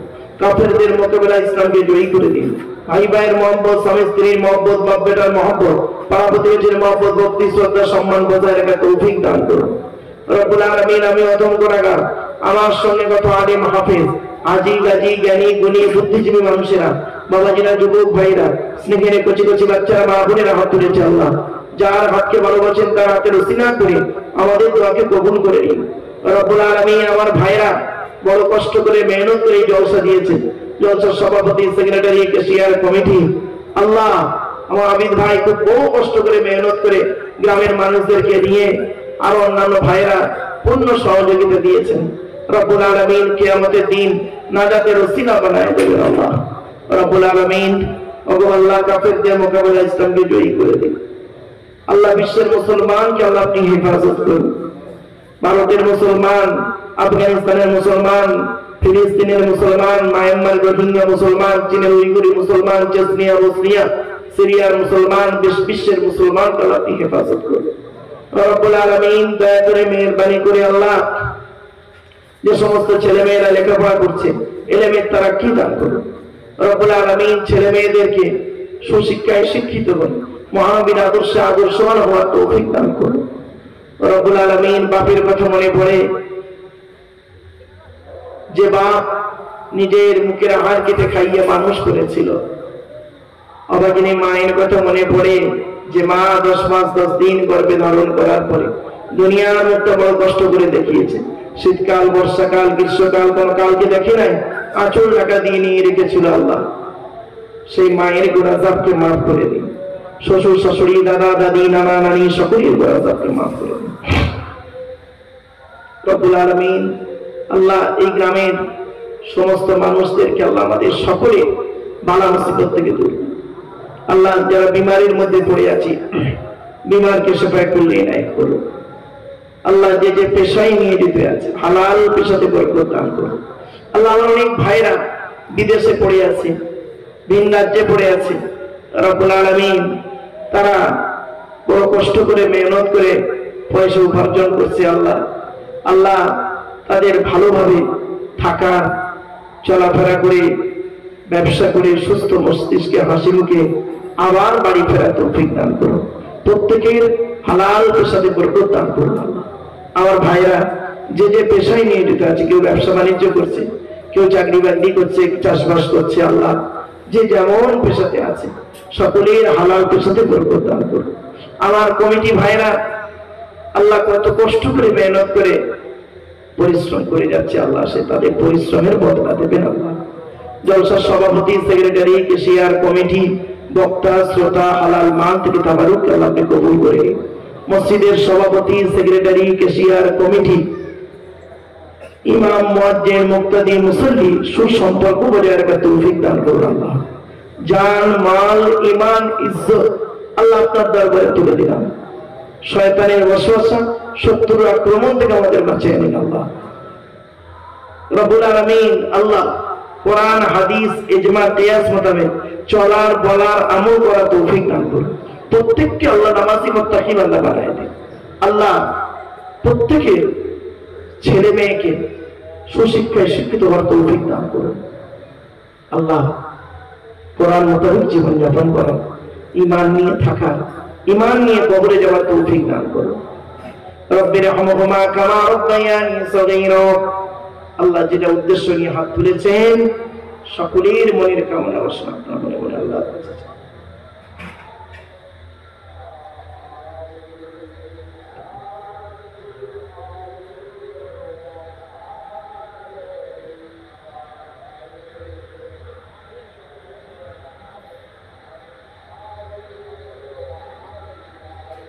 اللهم إني أعوذ بك من الهم والحزن وأعوذ بك من العجز والكسل وأعوذ بك من الجبن والبخل وأعوذ بك من غلبة الدين وقهر الرجال।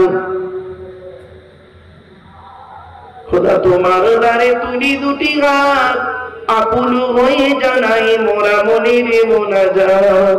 আল্লাহ আমি অদম গুনাহগার, আমার সঙ্গে কত আলেম, হাফেজ, হাজি, গাজী, জ্ঞানী, গুণী, বুদ্ধিজীবী মানুষেরা, বাবাজিরা, যুবক ভাইরা, স্নেহের কচি কচি বাচ্চারা, মা বোনেরা হাত তুলেছে। আল্লাহ যার হাতকে ভালোবাসেন তার হাতের উসিলা করে আমাদের দোয়াকে কবুল করে নিন। সুবহান রাব্বিকা রাব্বিল ইজ্জাতি আম্মা ইয়াসিফুন ওয়া সালামুন আলাল মুরসালিন ওয়ালহামদুলিল্লাহি রাব্বিল আলামিন। ওয়াজআল আখিরা কালামিনা ইনদাল মাউতি লা ইলাহা ইল্লাল্লাহ লা ইলাহা ইল্লাল্লাহ লা ইলাহা ইল্লাল্লাহ মুহাম্মাদুর রাসূলুল্লাহ। আসসালামু আলাইকুম।